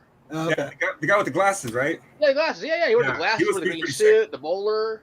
Yeah, he was pretty sick. I think that's just because of like the influences. I always figured like it should have been something like. Honestly, when I think of the Riddler going against Batman, I think of Seven. Yes, that's what I want. Yes, definitely. I can get Kevin Spacey to play. And honestly, tell you the truth, Ray, that would he would have probably been my Riddler. Would have been Kevin Spacey. Oh, yeah. I've been interesting. Yeah. I mean, other than the creepy shit that he's done, but yeah, he would have been my choice for. He got cast in some Italian movie like recently, and he knows those Italians, man. So forgiving. Yeah. Well, all right. No hopes for this. No. And the one thing I still have the problem with is gauntlets too. They're too bulky on any size of a person. Yeah. Just swinging around. Yeah. Look, it's way too bulky. It looks like they try to like take like the Arkham Knight, Arkham fucking Asylum costume. It does look like it. Yeah. Mixed with the Dark Knight outfit. I don't know. Has he got a holster? Is that for the Batarang on his? He's got a holster on there. Yeah. That kind of makes sense for the like his grappling hook, I guess. Yeah, that makes sense. I always wondered. Yeah, he always like pulled that out of his ass. Like, where the hell did you keep that? You don't see that fucking. That utility belt looks pretty dope too, man. Yeah, it looks all right. Yeah, I don't know, man. Yeah, it looks a little. I like a utility belt. It looks a little too busy. The gauntlets I don't like. They're way too bulky. And he's. What is it? Yeah, I don't know, man. I'm the more I see about this flick, the more I'm just like. Eh. When's it coming out again? It's next year. I think it's next year. Yeah. March 22. Yeah. Yeah, keep pushing God back. damn. COVID man. too, you know. That's around the corner, dude. It's No, already. but It's almost June, man. Oh yeah, it is. Huh? So we're almost halfway through this fucking year. It's fucking going by pretty I quick. thought they were done filming on the project. That's the whole. No, they had to stop and then they had to restart filming. Yeah, And so, remember? like, yeah, they're probably close to post production, if not already post production. So, interesting. Yeah, I don't know. I'm maybe the next trailer will sway me, like when they act, because the first trailer was only like probably like what 25% shot footage. Are you like, seeing this? Are you gonna see this? I don't know. I don't know. I have a feeling after you see like another trailer, you're gonna Joker it. It's gonna joke. It's like, go on. They're like, oh yeah, if we have a Patreon at that point, you'll have to fucking pay to see my fucking review on it. If we get enough subscribers, maybe I'll watch it. I don't know, man. I don't want to see a shitty Batman movie. Like we've seen that already. Okay. I was gonna say we've seen it. We've seen it a couple Pretty times. fucking bad too. Yeah, so. we don't need to fucking see. I don't need to see another one. We've seen bad. Like there's no excuse. You have Matt Reeves, which is a great director. You have like a big budget. Like, the cast around him is great. Casting makes a big difference. But yeah, I'm just not sold on Bruce Wayne, man. I'm not sold on it, man. No. So, all right. Any last words, Jimmy, before we move Yes. Here's the thing: is it just me, or from what I've seen of just the set, does it look more like? I know it's shot in London, but it looks like London to me. Not just look like Gotham. I don't know why. on? Yeah. Well, yeah. It doesn't. Yeah, it doesn't feel like London, even though they did shoot the original Batman '89 Batman in London. A lot of it was shot in London, so it does. But so it was that was on sound stages, wasn't it? But in like some of the exteriors, they shot Yeah. in London Like, proper. when Chris Nolan shot a lot of that movie, they shot in Chicago, right? Which For the is fir- for, that's looks- Gotham to me. Yeah, like but Gotham. they started shooting in Pittsburgh for the fucking third The one. third one. Yeah. Yes, Kinda took Pittsburgh a quick- too looks like Gotham. I think they should have stuck with Chicago. I think Chicago is Gotham. I think what happened, It I think is. it was the fees were too much for going into Chicago. I can see that. Yeah. Oh, fair enough. I just say it looks too English to me right now. You know what I mean? Yeah. Just the look of it. I'm like, it's not Gotham. Well, It I'm looks glad you like- said that too, Jim, because it's like Gotham is another character in Batman, and Oh, if yeah. it doesn't have the feel that is Gotham, you're just gonna think that's just a guy in a suit. Any town USA. Yeah, It should look like, I don't know. It should feel like Detroit or Chicago or New York in the '70s. You know what I mean? Like It's gotta New feel Jersey. Asian. Yeah, New York in the '70s. Yeah, New York in the '70s for sure. They should have showed me New like, Jersey. yeah, exactly, Jim. Like Detroit should be like some of the main shots of like main Gotham, but then when Yeah. you're like doing the travel scenes and all the other scenes, show me Chicago, dude. Show me the roads, the bridges, and all that shit. Because that's how I've always thought of Gotham as, because of No Man's Land. It's 3 islands. Yeah. They're 3 islands conjoined, by a series of bridges. Yeah, it's New York. It's like fucking New York. Like it's Exactly. it's part like of New York. Yeah, Metropolis was supposed to be Manhattan, and like fucking New York is supposed to be like the outer, like the Gotham is supposed to be like the outer boroughs. Mm-hmm. Like Brooklyn. Lori, what about Pee Wee Herman as Riddler? No, he already played Penguin's dad. Okay, you don't need to fucking bring. Oh yeah. I mean, yeah. Hey, he was. I would like to see that. I mean, Paul Rubens could do it, but he's already been somebody in the Batman universe. I don't know about bringing back somebody who's already been in it. Bring it back for a Flashpoint. We can retcon it. Dark Knight, Dark City, along with Gothic, are underrated Batman stories. Yeah, Dark Knight, Dark City, man, that's a good one, man. Yep, those are good ones. All right. So let's jump to our pool list. Pool list is stuff you watched, listened to, picked up. Stuff you want to rant about, good or bad, something that pissed you off, whatever. This is your time to show off. Jim, what's on your pool list this week, man? Well, apparently, Titans and Doom Patrol are coming up. Season 3 of each, I believe it is, are coming. Yeah, that's I think July, right? It's supposed to be coming out. August or September. Mm. I haven't heard the exact, I haven't heard the exact release yet, so I'll wait till I hear it for real. I'm excited for both. Yeah. Doom Patrol is excellent, obviously. They kind of got that Addams Family vibe going to it, How many seasons is it now? 3? This is the third season. It says August on HBO Max. August. Oh, it's listed now. Yeah, well, Good, that's good, what they okay. said. Yeah, they haven't give a date, but it's August, they say. Yeah, and Titans has huge potential. Yeah. The first season's very uneven. The second season, the longer it goes, the better it gets. Okay. I thought Connor Leslie as Donna Troy just saved the whole thing. Really, I love me some Donna Troy, man. She's like, when you see her, like, unless you show her hits the screen, you're like, oh yeah, perfect, right? You know, and the way she interacts with Dick Grayson is excellent. You know what I mean? Even a flashback to them as kids, they were the Teen Titans, right? And you're like, yes, there it is, right? They cut to the heart of the matter. They were the sidekicks, you know. They were the sidekicks of all the big heroes. You know what I mean? And so yeah, that's gonna be a lot of fun, I think. Yeah. Oh, and Black Star's coming too as Coriander's sister. Oh, really? Okay. Oh, nice. Oh yeah. I got halfway through the first season. I never got back into it, but I need to get back into it before the next season starts. Yeah, I liked what I saw so far. I thought dude playing Dick was good, and I even started to warm up to Starfire like towards like later in the season. She gets better. Yeah. Well, I've seen like the looks for season 2. They clean up that whole beginning look for her was very. I hated that look for her, like the bad wig. They fixed the look later made her on. look like a fucking hooker. Like dude, what the fuck is this, dude? Like it makes sense later on. Yeah. All right, what else you got, Jimmy? What else did I say? So I ended up watching Jupiter's Legacy somehow. Okay. I'm not sure how I feel about it. Yeah. I read the comic, like the first couple of trades of the comic. I was like, it was okay. I needed a break from superhero shows. I haven't watched it yet. So yeah, it's did you watch the whole season? I did. Yeah. It's very watchable. It's a series, not a movie. It's a series, yeah. Oh, okay. Episodes.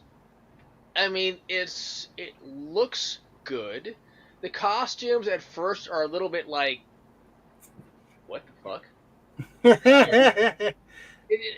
At first, it looks like like I don't know. It looks like a rubber suit, but you get used to it, I guess. At first, you see it like, who's the main character? I'm sorry, what's his name now? Judge DeMel. Yeah, what's his character's name? I forgot the character's name. But yeah. And Leslie Bibb is his wife. You know, it's very watchable. It definitely has a Justice Society of America vibe to it. You know. Yeah. The comic kind of had that too, like the Infinity Inc. that came after, like the kids of the Justice Society. Yeah. Yeah, it had that vibe for sure in the comic. Yeah, so I watched it. I just out of curiosity, one day I was like, I'm just gonna watch it, and I plopped the first episode. I'm like, okay, I watched some more, and I ended up watching the whole thing like in 3 days. Yeah, so it's worth checking out. I think so. I mean, I had the choice to watch Titans or watching Jupiter's Legacy. I'll watch Titans. All right, I'm watching Titans. I read the books. For me, are just like I grew up reading that. Okay, the Titans. Yeah. I just grew up reading that. That was like it for me. Cool. Right on.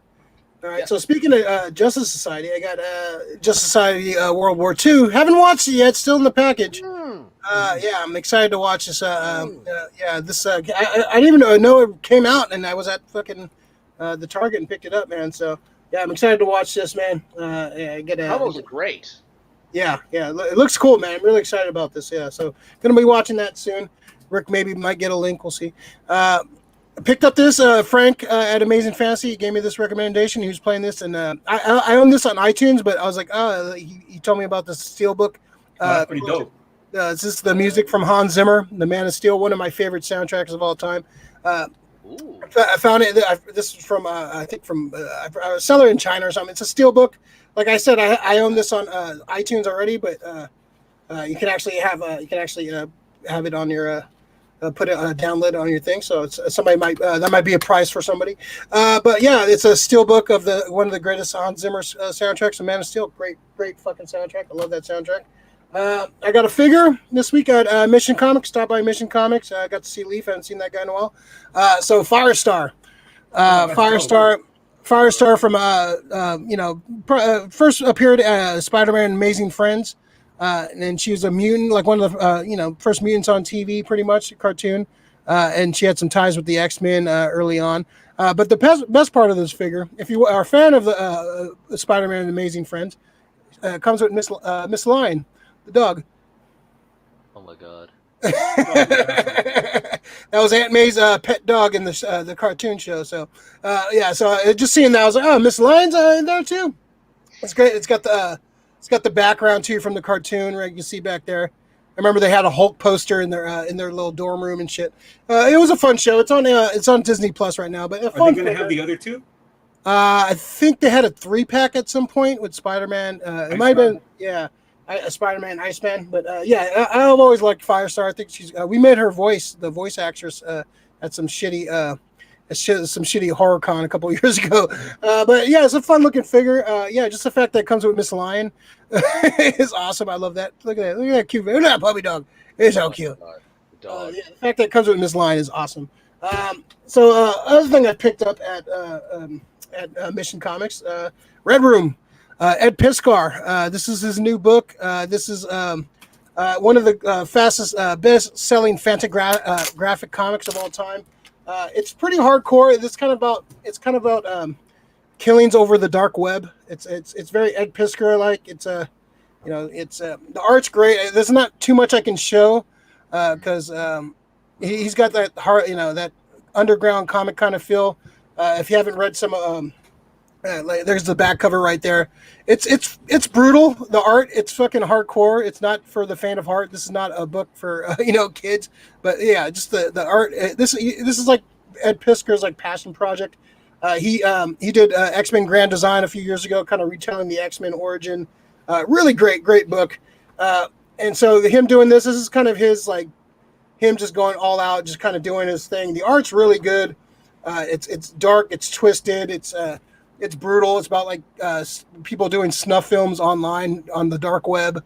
It's pretty gruesome. It's pretty like kind of talking about cryptocurrency and like talking about like all this online shit. It's brutal. It's not for the faint of heart. There's some hardcore killing in this movie in this book. It's not there's only so many pages I can show you like without being like fucking thrown off the air. But great. But interesting book. The story's kind of all over the place at some points, but the art is really, really good. Ed Piskar, you can tell Piskar put his like heart and soul into this book. So great book. Good, check it out if you can. It's a brutal book, not for the kids for sure. Went by Mission Amazing Fantasy. Go see Frank this week, so I picked up a Fantastic Four life story. So if you didn't, this is written by Mark Russell. So I think last year there's a book called Spider-Man Life Story. So basically this book, the concept of these books is basically telling these stories through in actual time. So the Spider-Man book takes place from starts in the 60s, ends up in modern times, and you basically see all the Spider-Man stories told in real time from that era. So you get Spider-Man fighting the Green Goblin in the 60s, and the stuff with Gwen Stacy in the 70s, and the Black Costume Saga and Kraven in the 80s. And the Clone Saga in the 90s, but it's all told like while Peter ages in real time during the decades. Very cool concept. So I really dug that one a lot. I skimmed through this one; looks pretty cool. Might wait for the trade on this one, but I like the concept of that, kind of seeing them kind of age in real time and see where they, how they would deal with the politics of the time and the eras of the time, but done with their stories, the concurrent storylines. So it's an interesting read for sure. Another one is Marvel Heroes Reborn.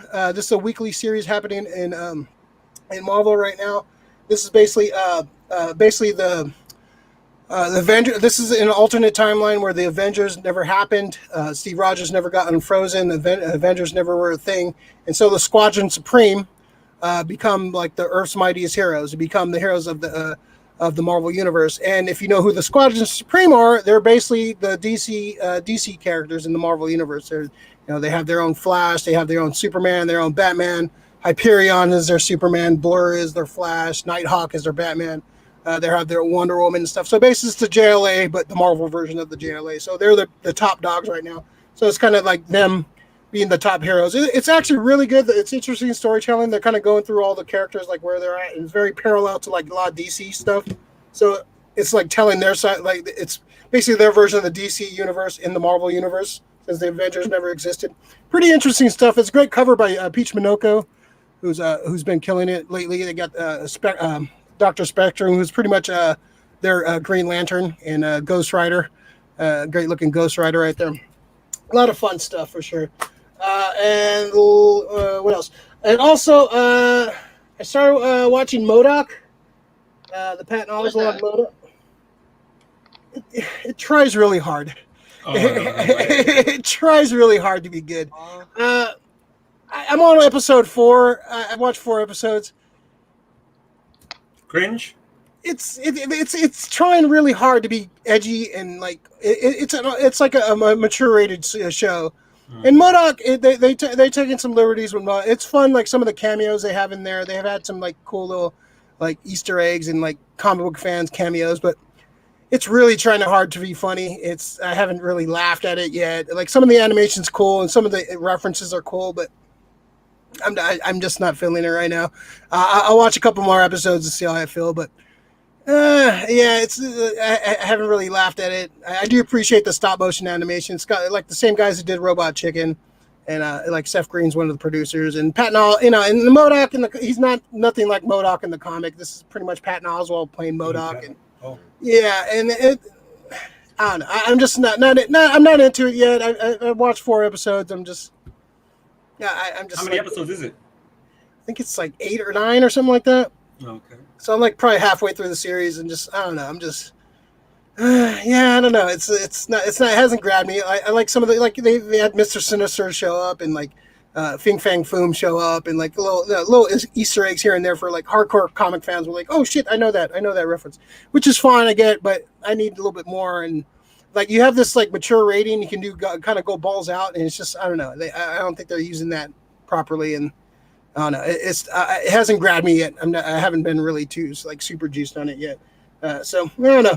Check it out. See if you like it for yourselves. Don't let me let you sway anybody. But so far, I'm not really super juiced on it. But maybe I'll watch a couple more episodes and it'll change me.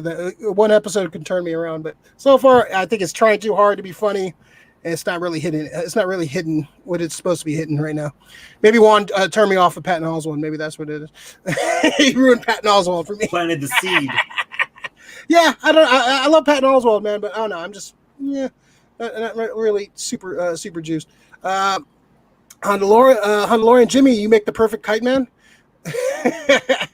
No, he's Robin. Okay, he's fucking Robin. All right, we already established this. All right, Right. The 60s Robin. All right, I'd play the ventriloquist, the dummy or the ventriloquist. Throwing shade. Danny, what's up, Danny? Danny's just showing up on all the fucking YouTube shows, man. YouTube whore, man. He's giving it all up. Lori, that steelbook of Superman is fire. Yes, it is awesome. Thanks to Frank for recommending me that. I was like, yeah. Oh, yeah, like I said, I own the soundtrack, but it's such a cool looking case too. I was like, oh yeah, I want to own that. It's one of my favorite soundtracks. Lori, have you guys watched Kevin Smith show, Comic Book Men?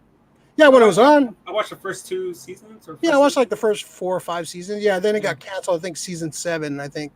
I liked when they were talking about comics. When they went off to do like their little like sketch adventures and adventures, shit. That's when it took me out because it was all scripted and shit. It turned into a reality show. When they were like sitting around talking comics and they had people come in like show off some of their toys and shit, trying to sell them. Yeah. That was fun. That was interesting. But when they went off and like tried to do like these like fake ass little adventures and stuff, that's what kind of turned me off of the show. So. Yeah. Let's see. I'm Blico YT. What's up? Zip. What's going on?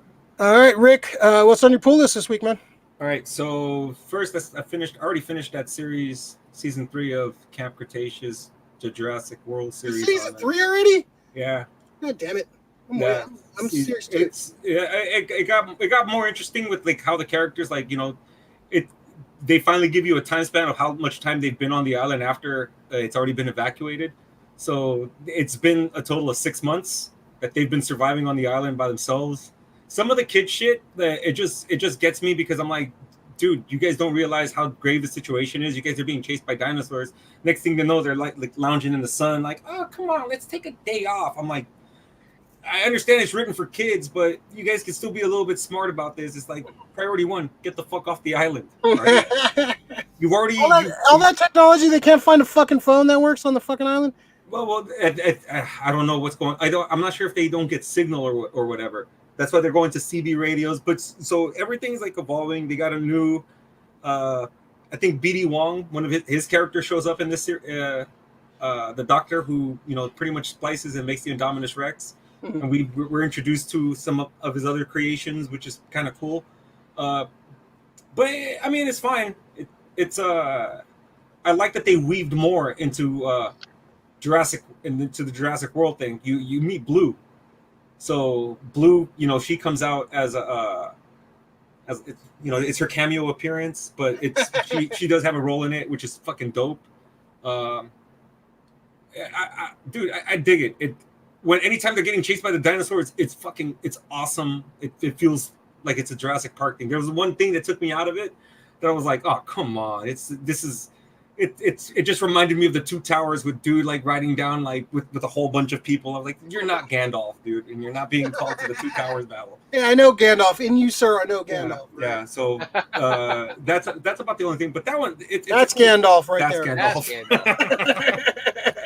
So there's that one. So yeah, season 3 of Camp Cretaceous, the Jurassic World thing, and then I'm finally catching up slowly but surely. So number 10, just finished this one. Shit's getting real. Shit's getting real. So it's getting fucking real. What issues that one cover? Let me just I'll tell you right now, which is the final issue it dealt with. It was. It says it on the back. You don't have to go on there. 120. Okay, so you got I just finished. You got one more book. You got one more book. 2 more books.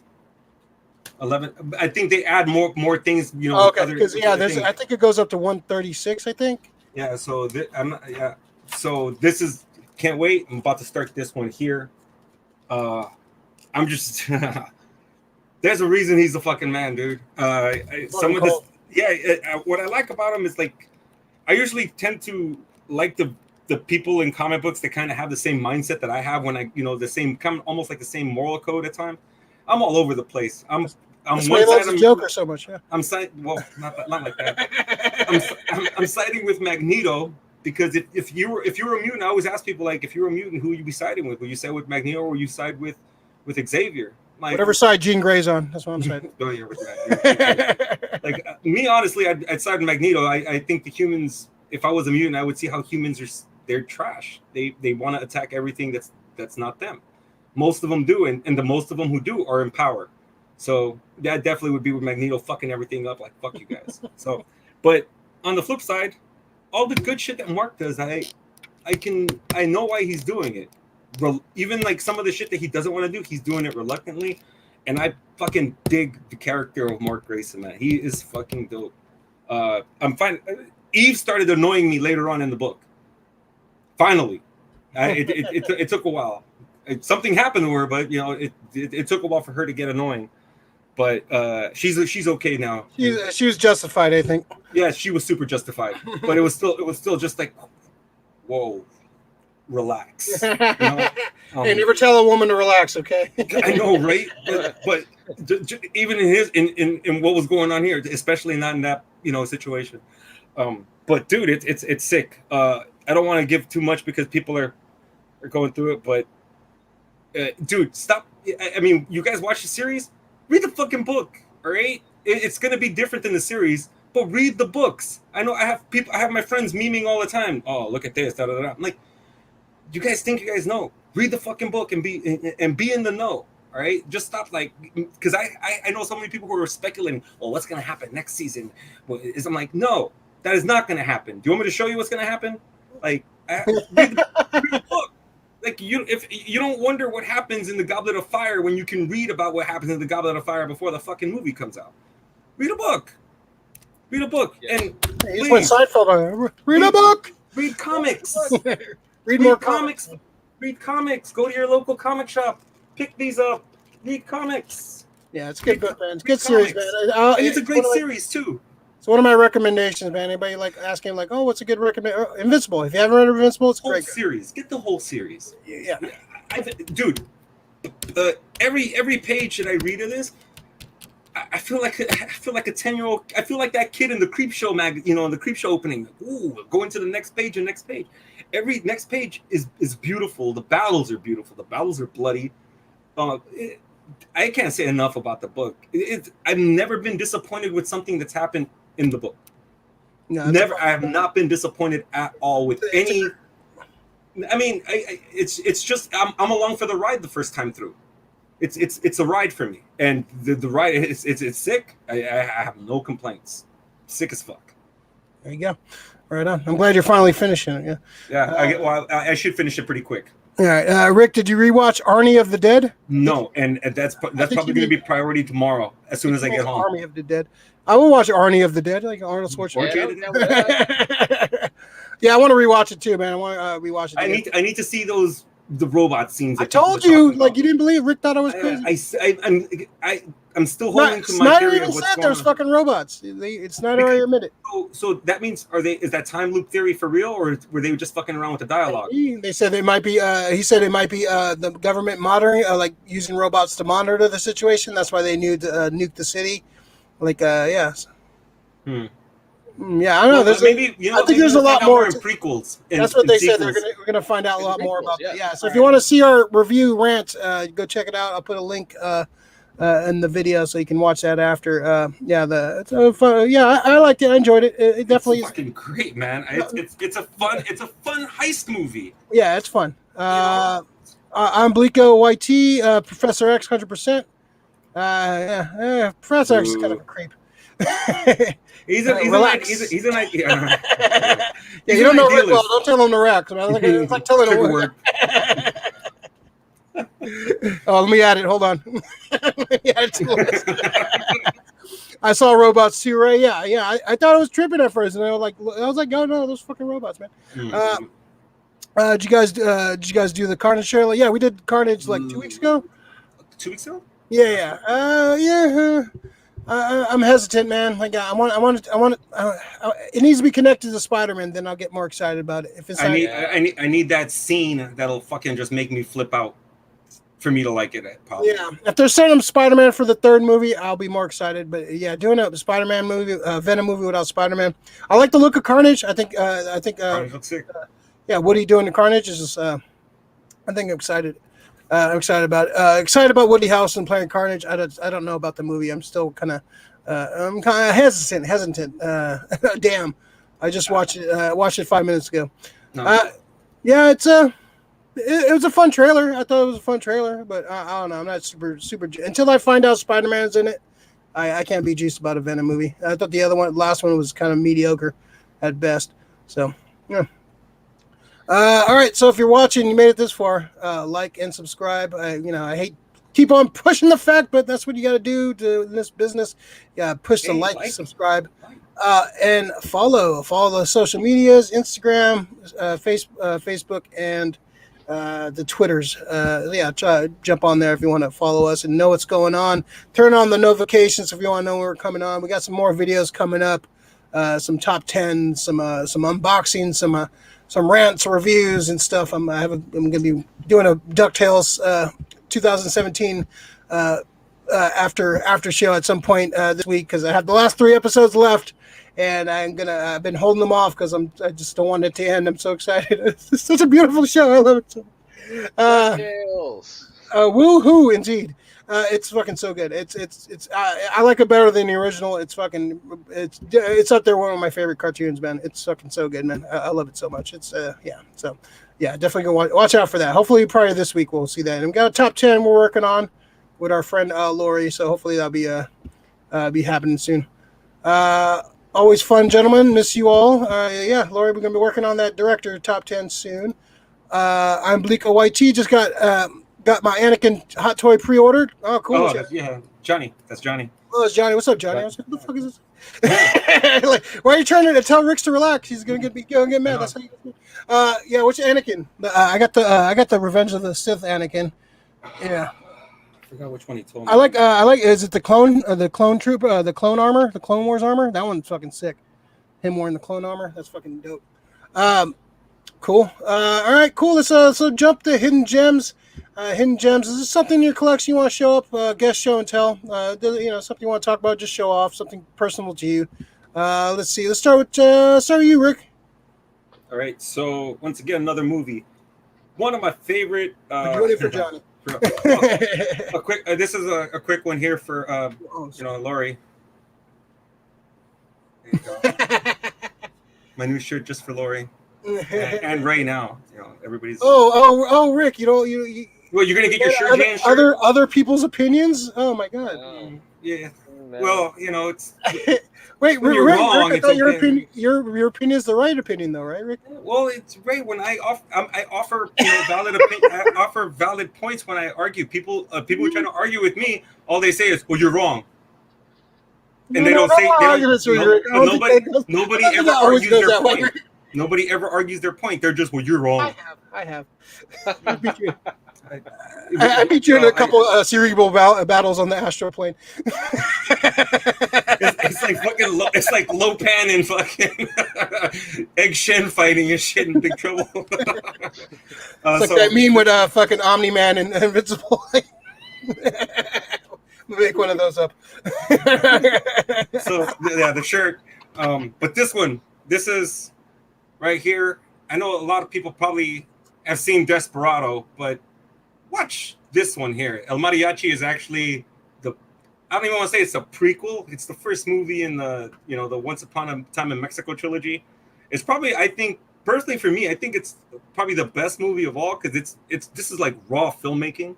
Yeah, was it $7,000 fucking I think it was like either $5,000 or $20,000 that it took, or $50,000, some kind of small amount to make this film. But the killer, I think he did this majorly on like one. He didn't have that much money, so he had to do a lot of shit with like on one take. All right, we got to get this take. Here we go. This is what we're gonna do. And most of the shots were were $7,000 to make that movie. Oh, made $2 million at the box office, so that's pretty this is awesome. Robert Rodriguez. This is what started, and he's on my list. Robert Rodriguez is fucking awesome. I love Robert Rodriguez. I don't think he's not going to make my list. It's to me it's not so much body of work as what you contribute, and he's given us a lot, dude. I mean him and Tarantino are like a match made in heaven. Like I'm glad those two guys are friends, fucking making movies. Yeah, from Dusk Till Dawn is a great pairing of those two. Oh my god, yeah. Tarantino's dialogue and Rodriguez's filmmaking. It's a great fucking combo of people. So to me, this is if for anybody who's looking to make movies, I think this is like movie making 101. Yeah. For how to do it. Yeah. It's very story driven. It has action. It has tons of action. Yeah. But he writes a great story with this. So yeah, that's mine. Yeah. Did you ever hear that rumor that Kevin Smith he brought in a package deal, him doing the script, Robert Rodriguez directing, and Matt Damon starring in Daredevil movie? Oh my god, are you serious? Like Kevin Smith came and pitched he wanted, like, it was a package that he was going to bring in Robert Rodriguez, he was going to write it, Matt Damon was going to be Daredevil. So Kevin Smith was going to write, Rodriguez direct, and Matt Damon to star? Yeah. Take my money. Well, yeah, that would have been sick, right? This is my money. Affleck, I think. This is before the Affleck Daredevil. Matt Damon, honestly, Matt Damon is also my cast for Matt Murdock. When I saw the cards, like I'll show him. I'm going to take a picture one day and I'll send it to you, right? The Marvel series, my friend just gave me the 91 card. When you see those cards of like Matt Murdock and you look on the back to see, like the profile pic of like the old back of it looks like fucking Matt Damon. It's just like a Matt Damon. It looks like Matt Damon, I think Matt Damon probably would have been like the perfect casting back in the day. Matt Damon. He looks weird now, but I don't like Matt Damon today. He's kind of annoying today. If he cast as Daredevil the series, he'd be in the movies right now. Yeah. I'm all about that, dude. The movies would be great. Lori, I can get you a toe with polish by 3 o'clock. Hey, I love this movie, man. It's Foot fit. Do the vibes, man. It's from a movie, Johnny. It's from a movie. El Machi is so good, groundbreaking at the time. Oh yeah, Not at the time. They have a $7,000 budget, and Groundbreaking. yeah, to make that kind of movie, that almost like an epic feel to that movie. Hey Jimmy, when we're all gonna hit up a sporting event, soccer AA? I love going to going to soccer games with Jimmy. Is MLS happening this year? What's going on? It is. Yeah, what's the fan capacity? So as of let me see, after June 15th, the stadium will be at full capacity. Okay, all right. Wow. After Okay. June 15th. So right now we're at 3,000. The next home game will be completely sold out because it'll be ridiculous. But after that, going into July, August, September, it'll be October, excuse me. Also, it'll be full capacity, no problem. All right, cool. Yeah, I'm gonna have to have a game, man. I like the MLS games, man. They're fun. Fun to go to, man. Beautiful. You haven't been there, have you? Not the new stadium. No, I don't think so. No, yeah. All right, we gotta plan some. We gotta plan some soccer trips, man. Yes. Yeah, I like seeing soccer live, man. It's fun. Even though it's MLS, but still fun. The D League. Okay. Yeah, right. Gabriella, what's up, Gabriella? Sup, super nerd. You came to the right place. Also, Yeah. the Nerds. superest of the nerds here. Jimmy, what do you got for your hidden gem this week? So, for my birthday last month, I got a wonderful gift from a friend. I got a nerd box, as they call it. I don't know if you guys are familiar with this. Yes. I've been looking for a nerd box my whole life, man. Right.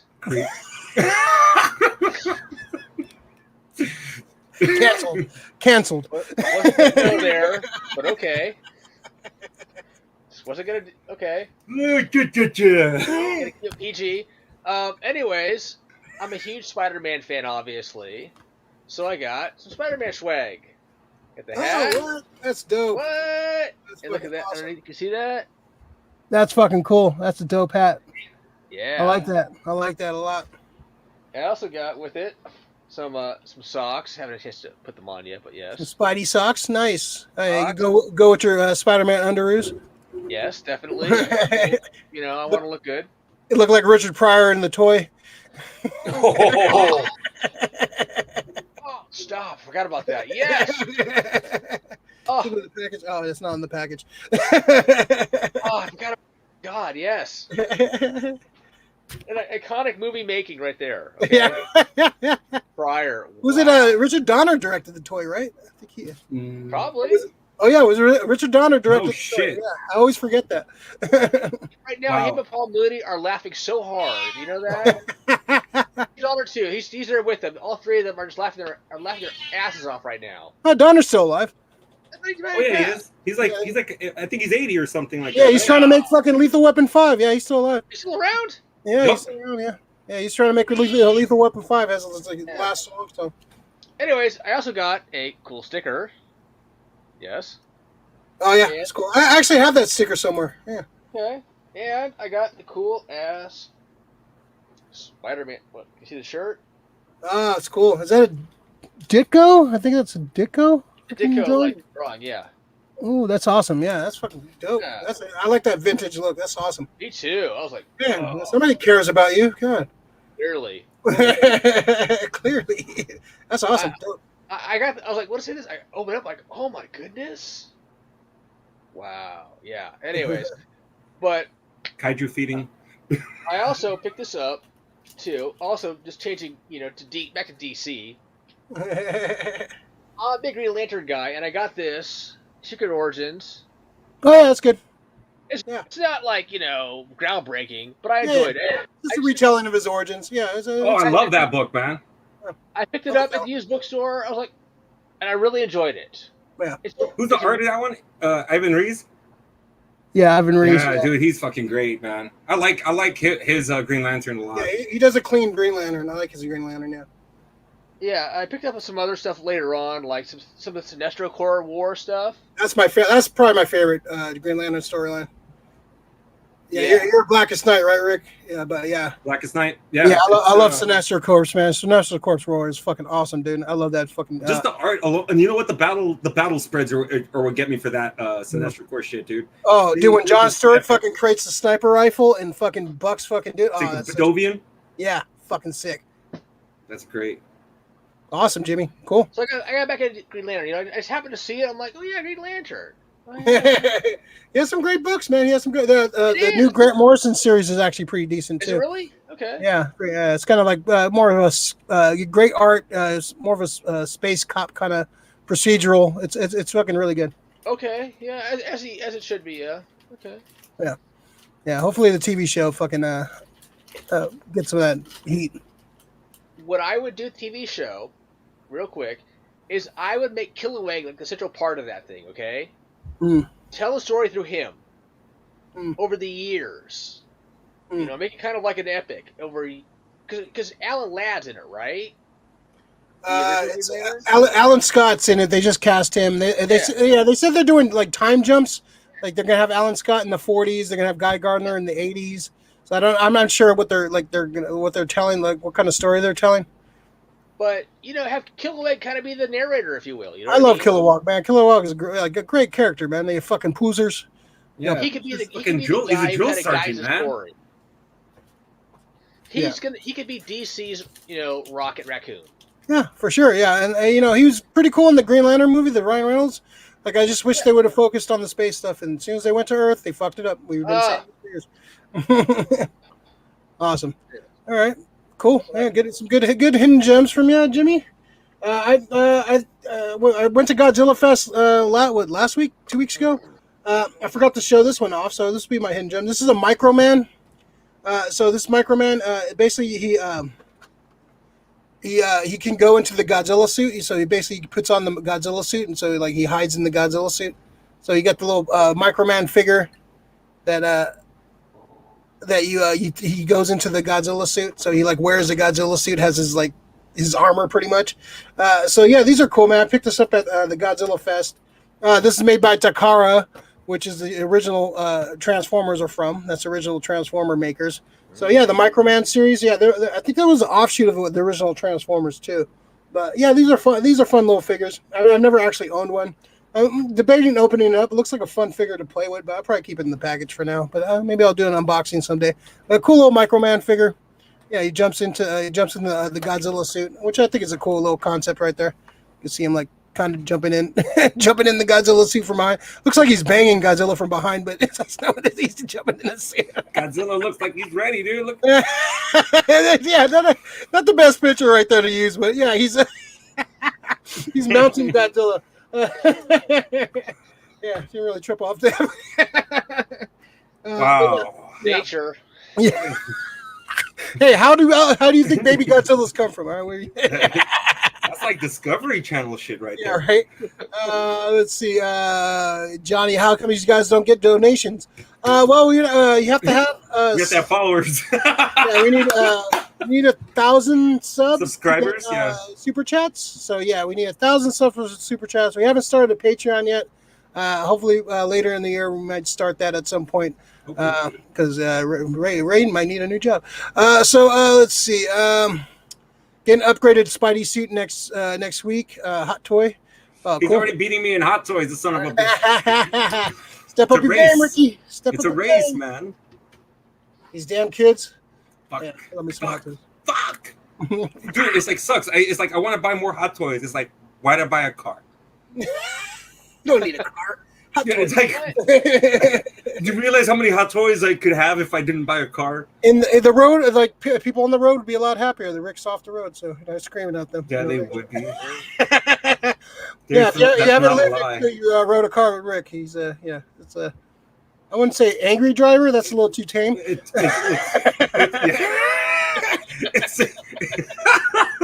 It's like driving with Mr. Jekyll, who thinks he's fucking Speed Racer. That's yeah. I have this thing that I'm Speed Racer, but it's like driving with Joe Pesci from Goodfellas. That's basically what it is. You never know when he's gonna snap. You motherfucker, you! I had to fucking bring out the away, yeah. Oh well, Ray. Yeah, Ray. Sometimes Ray calls me on the way to work as I'm driving. He's just like, you know what? It's too much. It's too early for this much hate. Let me know when you're parked somewhere. I don't want to fucking talk to you.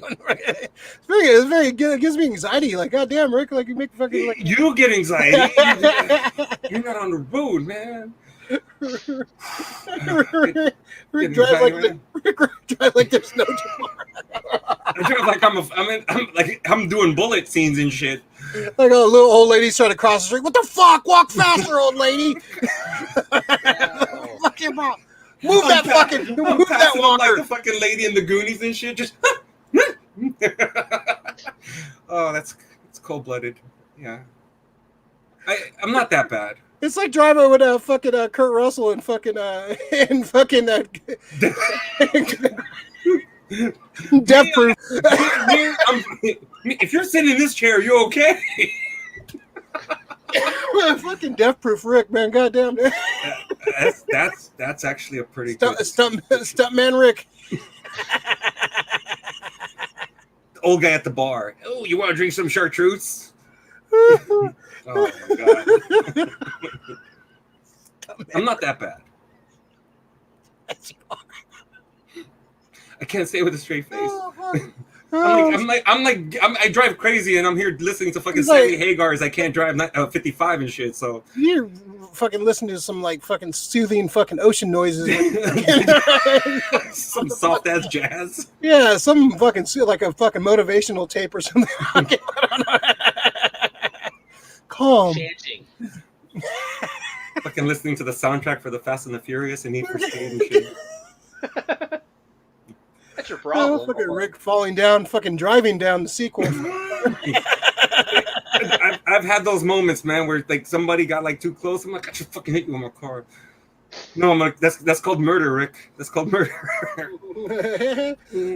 He drives like there's no such thing as brakes. Where we're going, there are no roads. Oh. Yeah, don't give Rick a fucking flying car. That's it, man. Rick will fucking outfit that shit with machine guns and shit. 80 miles an hour? Is that what it is? Grand Theft Auto. Well, oh, Jesus Christ. Gabriella, don't mind Johnny. He's trying to make you jealous on purpose. Wow, this guy. The fuck?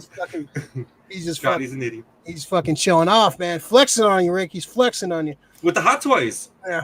Fuck flexing. That guy. Well, I'll take care of him tomorrow at work. Whoa, you gotta run him over?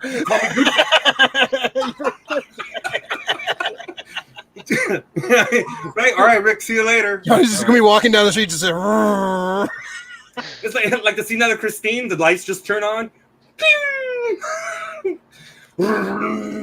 Yeah, there you go. Just blame it on the car. He's gonna I lost control. I had no brakes. Yeah, so yeah. I drive with no brakes. So what are you putting the passenger? I'm laughing, but it's terrifying. It's the scariest thing ever. It's not that bad. If you're on the road, it is. But if you're in the car, you're safe. Yeah, you're safe. No. Like next time I ride with Rick, I'm just going like put me in the trunk so I don't have to see what's going on. Fucking Ray's gonna put a blindfold on with a cigarette and shit. Just let me know when we get there. Oh man.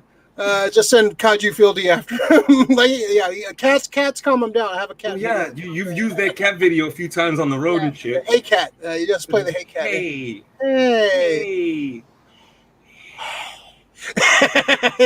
It works. I don't understand why.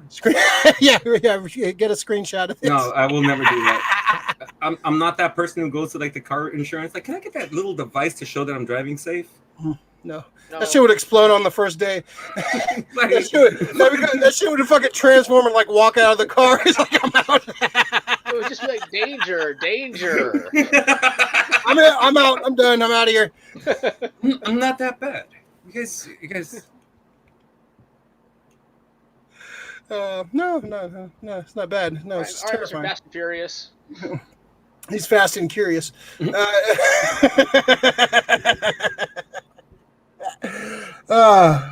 This was a fun one.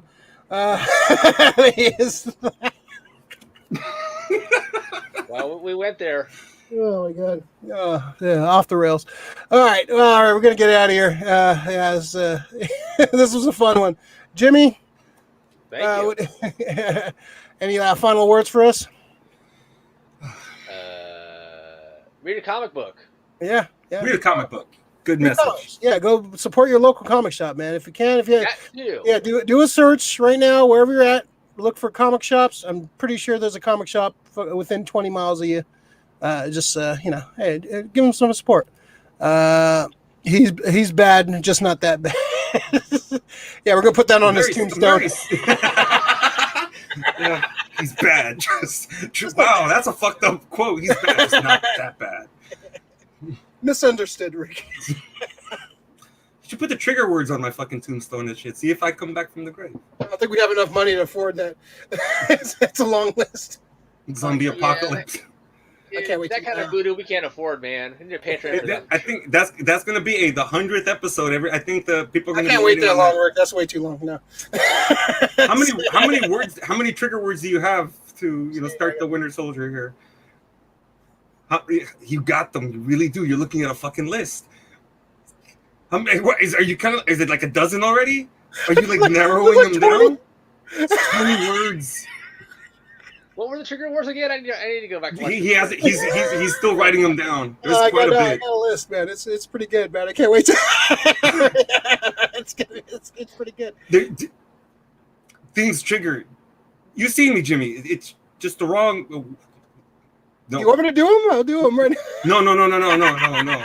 Wait, we're coming to the end of a show, right? Okay, all right. You can't leave me fucking. I'm gonna go crazy off air. Yeah, I want to see you at the beginning of the show. Hit the first trigger words. That's how you start the show. You hit the trigger words, and then we hit the crawl. That's what we do. That's a good idea. I'm not gonna tell you when, but it's gonna happen. It's gonna be a lot of blinking, a lot of. So, yeah. All right, Rick. Any final words before we get out of here? Yeah. So June 15th is coming. I don't know if it turns out to be a blessing and it turns out to be good. Yeah, Fieldy. It needs to be a national fucking holiday. Straight up. It needs to be a national holiday that it's fucking. Hobbits get second breakfast. I want second independence. So yeah, I want 2 Independence Days. Fuck that shit. That way we can. At the pit, everyone gets laid. Yeah. Oh, TCU, man. I love it. But yeah, but on the flip side, if it turned out to be bad, this needs to be fucking really bad day, and everybody needs to remember it. We've all fucked up. So let's be good about shit, and just open up the right way. Just if you're vaccinated, everything's cool. That's fine. Yeah. But don't be a dick and don't be a liar. Yeah, don't go get vaccinated. It's not that hard. It's easy for people to go get vaccinated now. It was a pain in the ass before, but yeah, just get vaccinated. Yeah, we get your conspiracy theories. You're not gonna get sterile. You're not gonna get microchipped. You're carrying around your fucking microchip on your fucking phone, all right? Like, you already got exactly. that. Well, they're gonna monitor me. Like they're monitoring you right now, you asshole. They're fucking listening to you right now, you fucking idiot. So yeah, just fucking wear your mask. 15th, I'm still gonna rock the mask in certain situations, but And don't be a hater to people who are still walking their masks. Yeah, don't be, why are you wearing your mask? Like, we're not Texas, we're not Florida. We have some fucking sense over in California, all right? Fuck. Yeah. So, just be freedom, cool. baby. We have freedom over here. Yeah, we want fucking freedom to live. So, so be cool. Look out for some more stuff. Like and subscribe to the channel if you haven't already. Most of you folks got it. Thanks, Mr. Blakely, for subscribing. Anybody else, please like and subscribe to the channel. It helps us out. Like that video, press that like button. Helps with the analytics, gets the video showing more places if more people like the video. You guys have a good week. Be safe. Look out for some more fun videos coming up. We got a lot of stuff planned. Some more fun planned for us. Look out for more cool shit. And thank you, Jimmy. Thank you, Speed Racer, the Racer X. Watch out for the horn. I do love the horn. Don't make a slight wrong turn on Rick's fucking route because he'll get really mad at you. You don't want that fucking on Don't get in my lane when I'm going fast. Jesus, terrifying. All right, you guys, be safe, and we'll see you guys next week. Peace. Go Speed Racer, go Speed Racer, go.